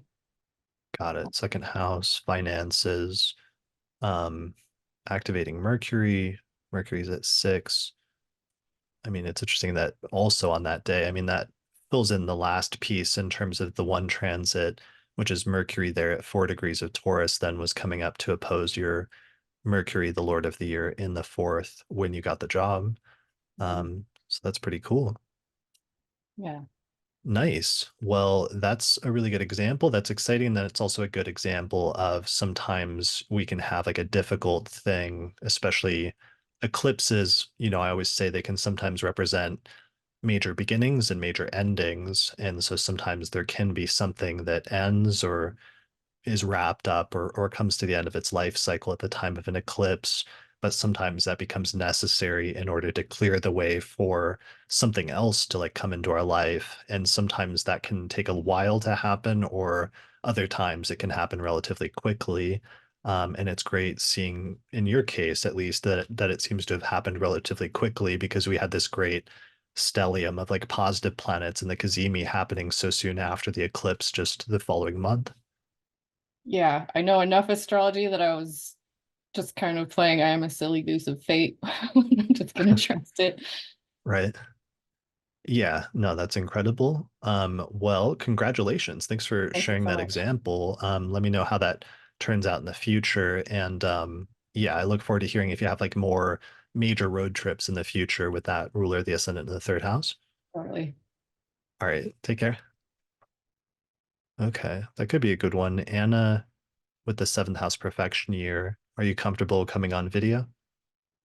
Hi, Hello, thanks for joining me. What's your birth data? it's July 6, 1981. The birth certificate, it's 940, but I did a rectification that went to 936, so I don't know which one you prefer. I'll do 940, but I'll pay attention to what the 936 looks like. What's the city? Rio de Janeiro, Brazil. All right, there we go. Is your ascendant 5 Virgo? Yes. Roughly. Okay. Yeah, I mean, I don't see anything that moves too much that's going to affect anything we would talk about in terms of just that few minute difference. So I think we'll be okay using this. So you have Virgo rising. The ruler of the ascendant is Mercury, which is in Gemini in the 10th house. This is a day chart with the sun in the 11th, and the most positive planet is Jupiter in the 2nd in Libra. Most challenging planet is Mars in Gemini in the 10th. So you said you had some like relationship stuff going on recently with the Mars-Saturn conjunction? Yeah, so when Jupiter was going through my 7th house, I met my ex boyfriend. We had a really nice relationship for 2.5 years. And then when Saturn entered my fourth house, my seventh house, things started getting rough. And then this last month, when Mars-Saturn conjunction was exactly opposite to my moon, which I never heard you talk about that on your show, but I know it's my Almuten, my moon. So Right. and it's a seventh house perfection year. So Saturn's been like kind of giving me a hard time there. But when the conjunction with Mars hit, yeah, we split. Got it. Okay. So let's start from the beginning. Let me animate the chart in order to show the transits. So when did you get together again? We met on July 2021, but we started living together in like the end of 2021. Do you know when in July you met? The 18th. Okay, yeah. So Jupiter was at 0 degrees of Pisces, and it was just right there in your right on your descendant. It looks like actually it should have stationed really close to there. Let me animate the chart and move it. Yeah, right there. So in June it stationed. It had retro, or no, it was direct. Okay, so this was right after Jupiter had ingressed, right? Because I forgot about Jupiter doing this between Pisces and Aquarius back then in 2021. So Jupiter dipped into your seventh house in June, and then it stationed there, and then you met this partner. What were the circumstances surrounding you meeting? I'm from Brazil, and I came to live in Lisbon, Portugal. And I had just arrived here. I had broken up from a previous 7-year relationship. So I had just arrived here, and I was, just, arriving and meeting people, not looking for any relationship. And then, yeah, I was just friends of a friend. He's much younger than me, so at first I didn't think it was going anywhere. But yeah, it just worked. Got it. Okay. And how old are you now? I'm 42. 42. Okay. And this was what, 3 years ago? How old were you when you met? You had just had a birthday? Yeah, I turned 40. I had just turned 40. Right. That's what I was thinking. Okay. So 36, 37, 38, 39, 40. Okay. So that's really well coincided. And things, I mean, were things good basically for that first year or so? Yeah, it was amazing. It was like one of the most peaceful and reciprocate. I'm sorry. It was, yeah, it was great. It was really nice. It was a great relationship. One of the things that was going on back then, especially in like 2022, I actually had just been thinking about this recently because as soon as Jupiter goes into Gemini this month, it's going to start squaring Neptune again, which I was actually concerned about in terms of inflation, because I remember in the forecast episodes, there were a lot of issues with inflation back around 2021, 2022, when Jupiter was conjoining Neptune. It's interesting that that Jupiter-Neptune conjunction for you would have been in your seventh house, and you were going through Neptune squaring your Neptune and also squaring your Mars and Mercury at that time. So it's like I can imagine that it must have been a period in which you felt like that it both was very good because you have Jupiter in a day chart. So your Jupiter transits are always going to be the most positive. So it would have been experienced as very positive, but also that there may have been a Neptunian element to it as well, in terms of maybe not seeing things clearly or some things looking almost like too good to be true, that you would later find out maybe are not as good as you thought. Yeah, it was also squaring my natal Neptune. Yeah, that's what I'm seeing there. Well, and it's interesting that you had moved, so it was also kind of tied in with this like new location that you were living in at the same time. Yeah. Okay, so the best period for that should have theoretically been when Jupiter was going through your seventh house, which lasted until about, I guess it was coming back and forth, but there was a Mars transit a couple of years ago that would have been a little turbulent there in like April, May of 2022. But the big one was Saturn moving into Pisces last March of 2023. Did you find that, I mean, usually Saturn transits, like we were talking about with one of the previous examples, when you only have Neptune, like things look very idealistic, but sometimes not very connected with reality. With Saturn moving into your seventh house, sometimes that can be like reality hitting you, or the details of things becoming clearer. Sometimes there can be a feeling of things becoming more cold or distant. What was the sort of impact of that transit starting in March of 2023? Yeah, well, we were living together and we were both working from home, and I have a 12-year-old son. So I guess it was just like after this first period where we were like super happy to be at home, both of us, and working and just doing everything together and doing groceries, and everything was great. After this, the first moment, the daily things and the hours he was working shifts, and it was kind of difficult because of my kids had to wake up early to go to school, and so like this daily boring things started getting rougher and rougher for us, for the relationship. But I think Sure. at first it was like, it was okay, we were dealing with it, and like, yeah, that's like real life, and there's something good about that too.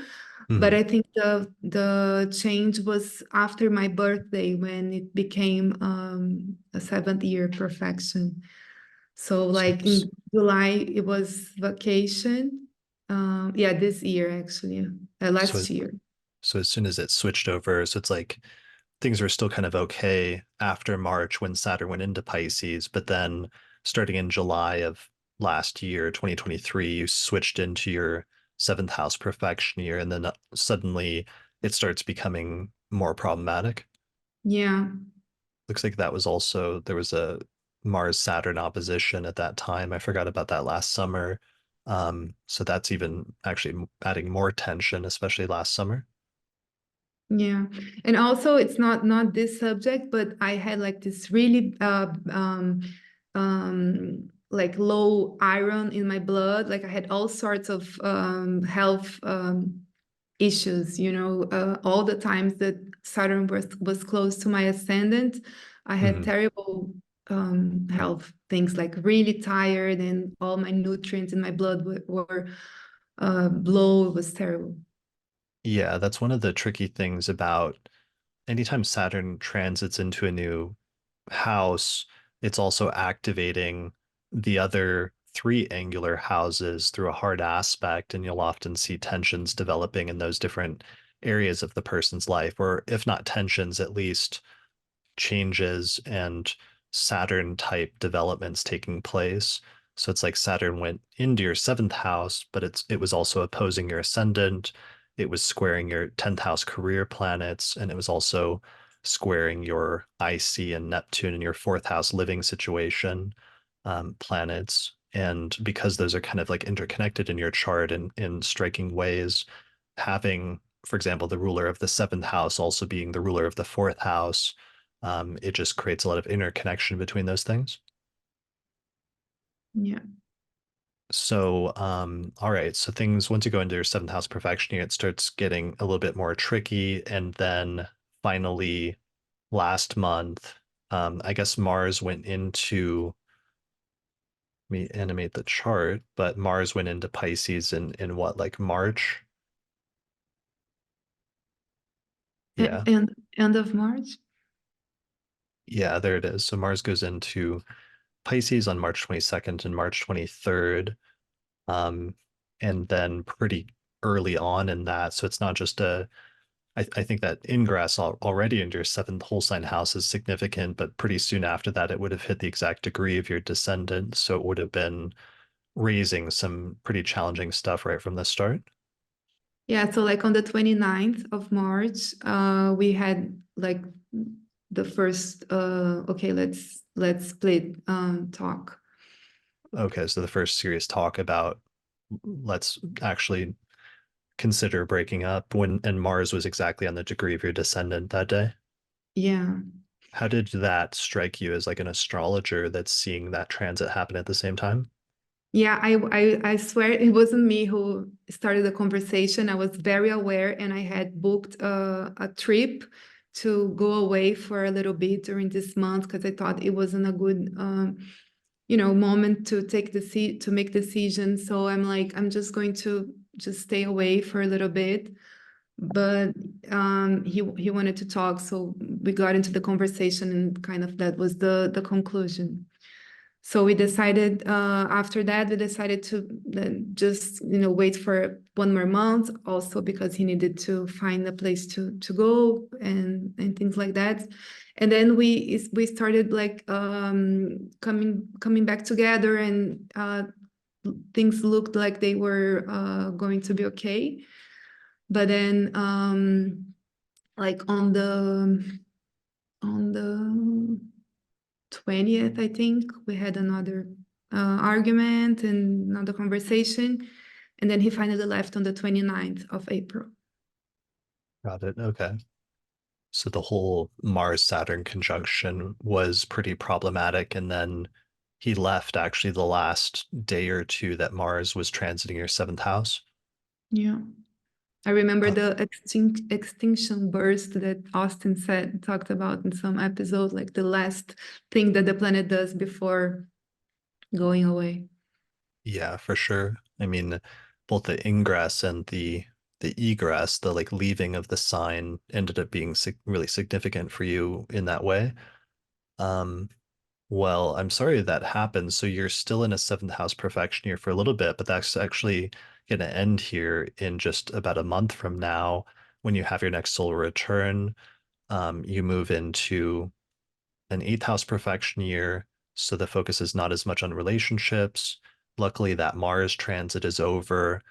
And even though we're only we're a year into the Saturn transit, already next year Saturn's going to be departing from your seventh house. So some of the challenges associated with that won't be permanent.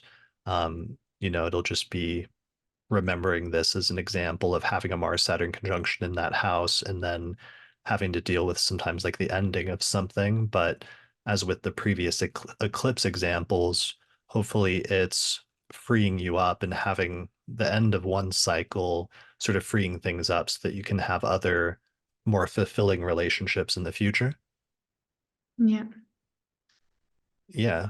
How are you with Jupiter going into your 10th house? Do you have any career things coming up of areas where you think you could have some positive career developments over the next year?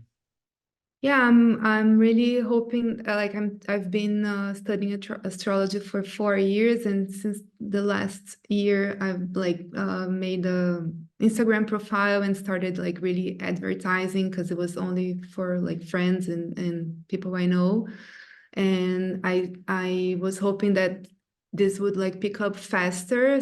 I kind of need that to happen faster, for money reasons, so I'm hoping that with the Jupiter going into the 10th house, this just expands and grows. Yeah, Nice. the astrological practice. Yeah. All right. Well, I will be like your fulfillment of that transit then. So Jupiter, probably not long after I release this, will go into your 10th house and it'll trine your natal Jupiter at 2 degrees of Libra in your second house. So what's your website or what are your social media profiles so people can get a consultation with you if they want? Okay, it's in Portuguese, but I do consultations in English too. But all the content's in Portuguese, but it's made of stars with the Z on the end. Oh yeah, I've seen your profile. It's a really good Instagram profile. Thank you.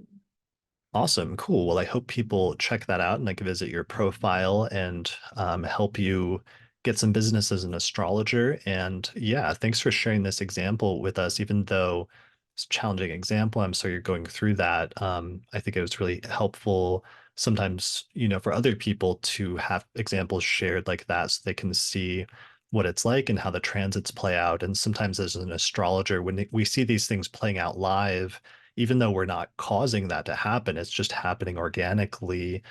It's hard to be the only one who's witnessing that. And sometimes it can be nice to share that experience with other people and just be like, look at this crazy transit I just had. Isn't this perfect how well it lined up, even if it wasn't perfect to experience? Yeah. Yeah. So thanks for sharing.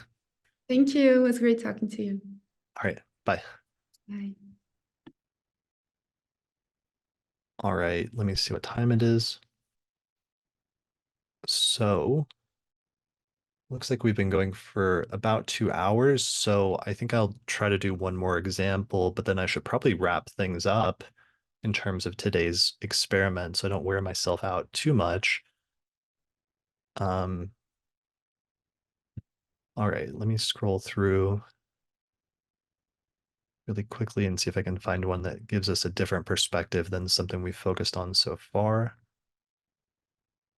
I'm going to try to end us on a positive note if I can. So I'm looking for a really positive one if anybody happens to have one. All right, that one's not bad. All right, I haven't scrolled through all of them, but I think I'll end with this one. Amelia, are you still in the chat for your Jupiter cazimi example? Hey. Hey, can you hear me? Yeah, I can hear you just fine. Thanks for joining me. Thanks for having me. What's your birth data? April 4th, 1980. And Woodside, New York, Queens County, New York, What time? 10:47 a.m. All right, and what was the city again? Woodside, New York, Woodside, Queens. I think in some platforms it comes up as Queens County.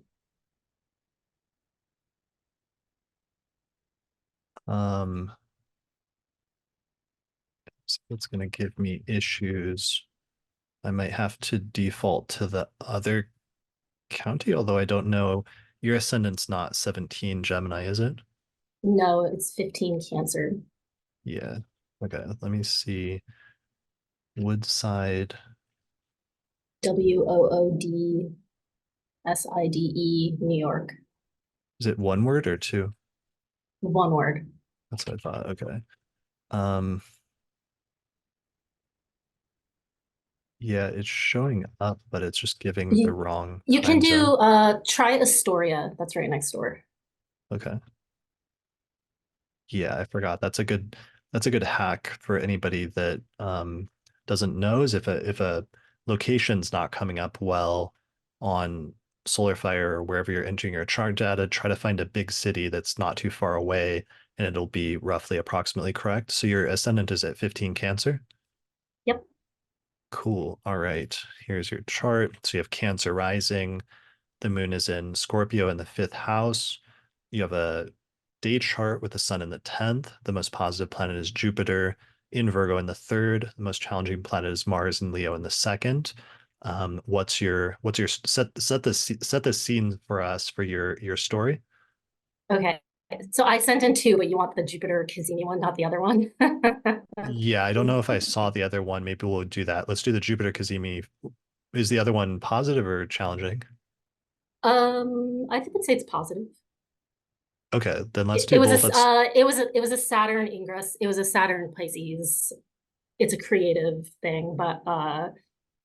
Let's do that one if you think it's good, and then we'll end with the cazimi one. Okay, because the cazimi one's very short, so I can just end on that. Cool.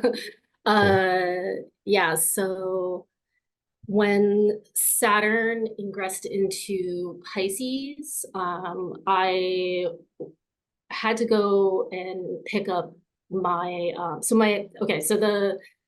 the scene setting is that my father is that I am estranged from or grew up estranged from. I had my first meeting with my father at my open Saturn square, and he's a photographer, and he's aging and has dementia and whatnot. He's in his 80s, and he was a large. You had that at your opening Saturn square, which would be when Saturn was in Sagittarius from 2017 to 2020. Yeah. Well, so no, like before that, like in the 80s. Okay, so let's back up then. So first off, why are you, so you have Saturn at 22 Virgo, and it's conjunct your IC at 25 degrees of Virgo. Yeah, so that's like my father. Yeah, so why were you estranged, or what was the circumstances growing up when you were born? Yeah, so he left when I was 6 months old, and he's from Bulgaria, and he like went back to Bulgaria, and I met him for the first time when I was 7, so that like opening Saturn square. Yeah. And then during the opposition, he gave me my first camera. And I'm a photographer, he's a photographer. And so he gave me my first camera in like 1994, which was when Saturn was in Pisces. Wow. And it's wild that the ruler of your IC is Mercury, which is in the 9th house in Pisces, which matches both of those. Because on the one hand, it's in the sign of foreign travel and foreign places, and he went back like to a foreigner. Yeah, he's a person from a foreign country from where you grew up. And then also it's in Pisces, which is more of a creative and artistic sign. And he's a photographer, and that sort of inspired you to some extent in that way. Yeah, so when I got that camera, I started getting into photography, and I actually got into art school in that Saturn in Pisces in the 90s, which kind of jump started, like I went to college then and got a BFA in photography. But then that kind of switch from analog to digital happened, and I kind of had to go with that, and I sort of like left the analog stuff behind. And so he's always kind of giving me his like old analog cameras that I've just been like, oh, these are like paperweights, like a 4x5 camera, or like some old Soviet style medium format cameras. So I have like a big like trunk of them, right? But last year when I went to go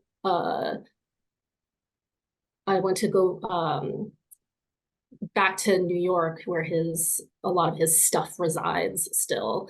I inherited his like most prized large format photographs, or large format cameras, sorry. And I mean like they're like 11 by 14, 8 by 10. They're like massive cameras.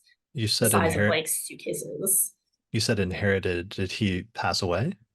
He has not passed away. He's back in Bulgaria in a nursing home. And so like they were just trying to get rid of his stuff so that he could be permanently placed in a like advanced care, memory care place.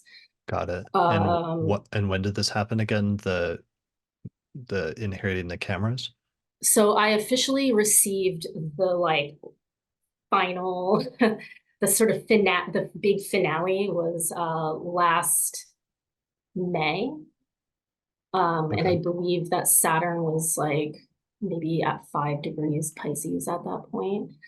But the sort of like inspiration of getting all of these large format cameras was preceded by Jupiter going into Pisces before that, where I got this kind of like somebody in my like friend circle gave me a suggestion of what I could do with them, because I was like, I don't even know what I want to like do with these large format cameras.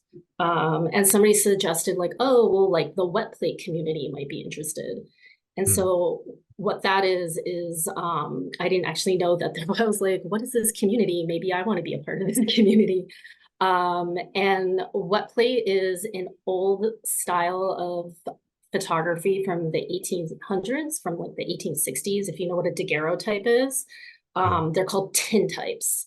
And basically you just like use silver nitrate and collodion, and you like do photography on glass or tin. Wow. And That's it's cool. an old, like very early style of photography. So I literally just started doing that, and now that's all I'm doing is like wet clay tintypes with these, using my father's old cameras to go in a totally different like photographic direction. I haven't touched a large format camera since I was in college. That's incredible. And it's as transiting Saturn is like conjoining your natal Mercury, and you're going through your Saturn opposition that was so much tied in with that entire cycle of both your relationship with him as well as your relationship with photography.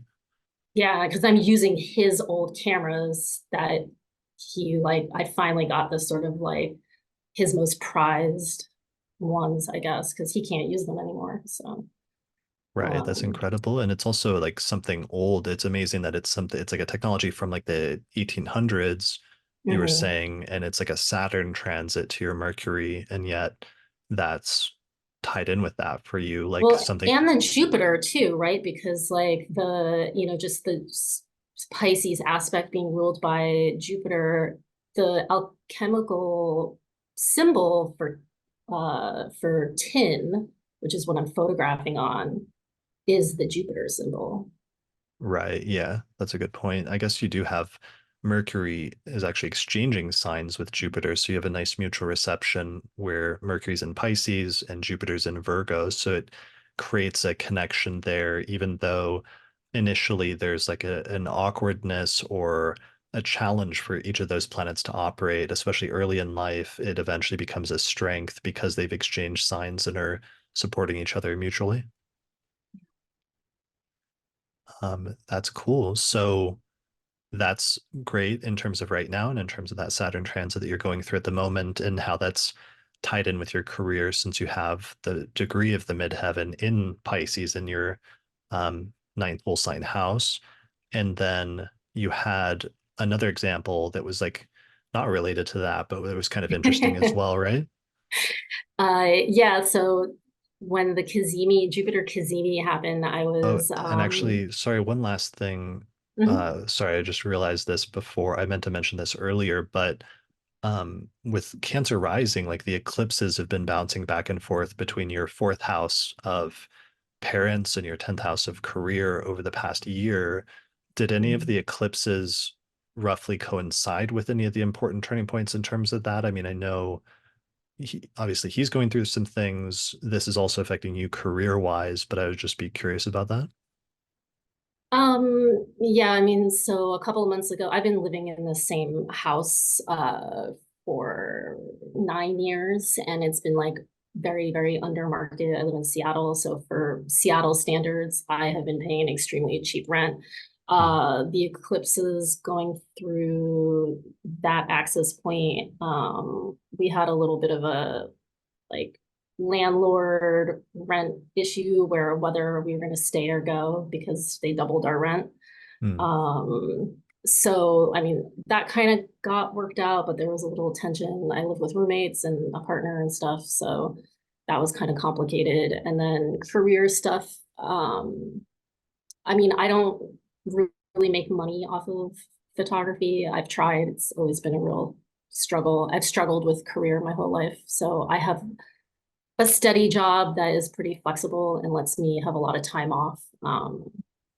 So this particular year is like a year where I get my most maximum amount of time off that I can pursue like the things that I'm interested in. So the tintype stuff that I want to get more involved in, and I'm doing a lot of traveling. And I'm actually going to see my father probably for one of the last times in like 3 weeks. I'm going back to Bulgaria. Oh, wow. Okay. In 3 weeks. So that's that's good. That's actually going to be when Saturn's stationing roughly, or not too long before Saturn stations in Pisces at your Saturn opposition. Yeah, and this will be the first time I visit him in the memory care facility that he was placed into. So the likelihood that this particular meeting I have with him that he doesn't remember me is pretty high. Wow. Okay. Yeah, that's really heavy. That's a lot to go through. I mean, it's a little interesting that that's like an issue, or if that comes up as an end of life thing, just because symbolically so much of what you're doing now with this photography is like the photographs. It's like finding different materials that you expose light to that then takes the impression and like keeps the impression, and this like feeling about things that retain impression versus like what happens if you are unable to retain impressions and yet the past that you experienced together still exists, and can't be changed. Yeah, 100%. It's very alchemical, and kind of feel that way in the memory zone as well. Yeah, Just for the sure. processes, that we're all kind of dealing with there. And then, yeah, with my creative process, just sort of putting those things together. Yeah, for sure. All right. And then you had a Jupiter cazimi thing that happened to you recently as well. Yes, that was last weekend, right? It was Saturday, maybe. I was with some family, my partner's family, and we were at a Muay Thai game. I'd never been to one before. And they were staying at a hotel right next to a casino. And I will just tell you right now that I think I have the most unluckiest chart in the world to do any kind of gambling, and I get very stressed out about it. Right. So I will never put money down on a table or in a slot machine. And I just like walked around the casino. I was like, it's Jupiter cazimi day with a 20 in my hand, just like waiting for a slot machine to speak to me. And finally, I did that for like 2 hours, and finally, right before I walked out the door, I put one in the machine and I won $70. Nice. That's amazing. So that was my first and only time trying to gamble. I was like, I'm gonna get my ticket now, cash out. I'm not gonna test it out any more than that. Well, and it's really funny that you have that impression. I don't know if that's like an intuition or if it's like from experience of just like gambling is not your thing, just with Mars in the second house in a day chart. Had you had like bad experiences previously? No, I've been afraid that like gambling, it would be just not yeah, I guess I've just never really been very lucky to begin with. So I'm like, I don't know if with Mars in the second house there, I felt like that's tempting fate a little bit too much. Yeah, well, it's Even interesting with that that reception with my son helping out there, I'm like, I don't know. yeah, it mitigates it a little bit, having the sun and Mars have that mutual reception, but it's still the most challenging planet. And it was interesting. You made a comment earlier about like photography and your creative pursuit in that not necessarily being something that you've been super successful in making money from. I felt like spoke to that placement, and yet still having that as your passion and something that you really enjoy and love, even if it's not as like financially lucrative as like something else. But it was interesting in this instance with the Jupiter cazimi that this was like the one sort of day where you had the most positive transits at the end of Taurus at like 28 degrees of Taurus that were overcoming and squaring that Mars from a superior position and kind of like forcing it to be better for a period of time. And then you had a positive financial thing happen at that time. Yeah, I mean, I guess I would have wished that it was $7,000 and not $75, Yeah. but you take what you can get. Well, at least you know next time that those are sometimes your windows of opportunity when that Mars is mitigated by some major positive transits, that those can be periods where if you have to do something that's either financially risky or where you'd like there to be a positive financial return, that having a transit built into like the electional chart that mitigates the Mars would be a great thing to take advantage of. Yeah, I definitely felt like I was testing the waters there as an Sure. experiment. Yeah, well, it's a good experiment. I think that's a good first test. So you'll have to keep experimenting with that in the future and let me know if you win it big with the other lottery things in the future. Cool, will do. Cool. All right. Well, thank you very much for sharing that example with me. I appreciate it. Yeah, no problem. Thanks, Chris. All right. Take care. All right. I think that brings us to the end of this live stream, everybody. So we did a solid like 2.5 hours. So I think that's pretty good for today. So yeah, that was a good first experiment. Let's see some reflections. Does anybody have any comments? Would you like to see more of these in the future? Let me know in the comments. So obviously this is like no prep consultation. I'm just doing things on the fly here. We're also talking about, people submitting examples ahead of time so that it's a little bit more focused. This obviously isn't a full demonstration of like actually getting a consultation with an astrologer or with me, because um, I'm not preparing for it. And then also because we're doing this kind of quickly, my whole sort of like bedside manner or way of like talking is a little bit more quick. And in a consultation, I think an astrologer would normally take a lot longer to unpack some of these things and to talk about them, and also to kind of like empathize with the client as well and some of the stuff they're going through. Obviously, some of these examples, we had some really heavy stuff, but that's part of, the process of being an astrologer, is learning how to talk to all sorts of different people that are coming from different backgrounds, have different interests, that are experiencing different things, that have different subjective experiences of their chart and different experiences of life, and trying to provide them with a somewhat objective external viewpoint on things using the astrology. And that can be a whole process. So what are some of the comments coming in? Good. I'm glad this is good. Maybe we can flag stories negative or positive if that's part of your decision-making process. Some stories feel more positive to the person, even if they seem heavy. That's true. I mean, yeah, not to put any value judgments or anything. Yeah, I'm going to release this for early access to Patreon members, but I think I'm going to post this as an episode of the Astrology Podcast. What do you all think in the audience? Would this be a good episode to release to the podcast? I would like to do these more regularly. So I'm thinking, even though it's different, I think it could add value to the community in terms of reading charts and getting into the details. So much of the podcast is about the theoretical techniques or the history or the philosophy, and sometimes using celebrity examples, but sometimes it's only through, I always say, I said in the episode with Issa, it's only through sitting down and talking to people about their charts that the chart really comes alive, because you're able to have that dialogue and you're able to ask questions to clarify things. And that's something you can't do with like a celebrity example.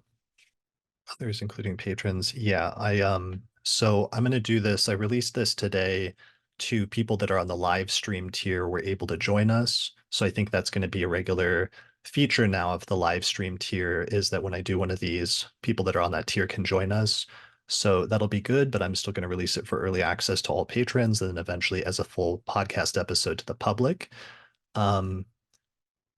Yes, that's a good, Sandy. There is still a discount. I'm running a discount on my Hellenistic astrology course this month, with the promo code Mercury, and you can get a 15% discount. I never run sales on the course. This is an extremely rare, probably one-time event. So take advantage of it if that's something you've been considering anyways, just to get that discount at theastrologyschool.com. And it's my Hellenistic course where I teach people how to read charts essentially in the manner that I just demonstrated here in this episode. All right, so there's a lot of other reflections and thoughts I'll probably have after we end the recording, but I think that's it for today. I'm going to go take it easy. Thank you to all the people that shared your chart examples. I really appreciate it. I would have talked to each of you probably for like a full hour and a half if I could have. I hope we were still able to cover some interesting things, but I really appreciated each of your contributions to this episode, so thank you. Thanks to the audience that joined me today for this impromptu experiment. Thanks for being flexible and just like joining randomly on a Wednesday afternoon with no prior notification. In the future, I'll see if I can get a little bit more notification about these ahead of time, and also bring in some other astrologers who will be able to present some perspectives that are maybe different or see some things that I've perhaps not noticed or overlooked, or use techniques that I don't specialize in. So I think that could be a lot of fun, and we'll see how things go. All right, so that's it for this episode. So thanks everyone for watching this episode of the Astrology Podcast, and we'll see you again next time. If you appreciate the work I'm doing here on the podcast and you'd like to find a way to support it, then consider becoming a patron through my page on patreon.com. In exchange, you'll get access to some great subscriber benefits, including early access to new episodes, the ability to attend the live recording of the forecast each month, our monthly Auspicious Elections podcast, which is only available to patrons, a whole exclusive podcast series called the Casual Astrology Podcast, or you can even get your name listed in the credits. You can find out more information at patreon.com/astrologypodcast. Special thanks to all the patrons that helped to support the production of this episode of the podcast through our page on patreon.com. In particular, shout out to the patrons on our producers tier, including Christy Moe, Ariana Amour, Mandy Ray, Angelique Nambo, Issa Sabah, Jake Otero, Jeannie Marie Kaplan, Melissa Delano, Sunny Bozbaz, and Kwatsi Ali Barohu. If you're looking for a reliable astrologer to get an astrological consultation with, then we have a new list of astrologers on the podcast website that we recommend for readings. Most of the astrologers specialize in birth chart readings, although some also offer synastry, rectification, electional astrology, horary questions, and more. Find out more information at theastrologypodcast.com/consultations. The astrology software that we use and recommend here on the podcast is called SolarFire for Windows, which is available for the PC at alabe.com. Use the promo code AP15 to get a 15% discount. For Mac users, we recommend a software program called AstroGold for Mac OS, which is from the creators of SolarFire for PC, and it includes both modern and traditional techniques. You can find out more information at astrogold.io, and you can use the promo code AstroPodcast15 to get a 15% discount. If you'd like to learn more about my approach to astrology, then I'd recommend checking out my book titled Hellenistic Astrology, The Study of Fate and Fortune, where I go over the history, philosophy, and techniques of ancient astrology, taking people from beginner up through intermediate and advanced techniques for reading birth charts. If you're really looking to expand your studies of astrology, then I would recommend my Hellenistic Astrology course, which is an online course on ancient astrology where I take people through basic concepts up through intermediate and advanced techniques for reading birth charts. There's over 100 hours of video lectures as well as guided readings of ancient texts, and by the time you finish the course, you will have a strong foundation in how to read birth charts as well as make predictions. You can find out more information at courses.theastrologyschool.com. And finally, thanks to our sponsors, including the Mountain Astrologer magazine, which is a quarterly astrology magazine which you can read in print or online at mountainastrologer.com.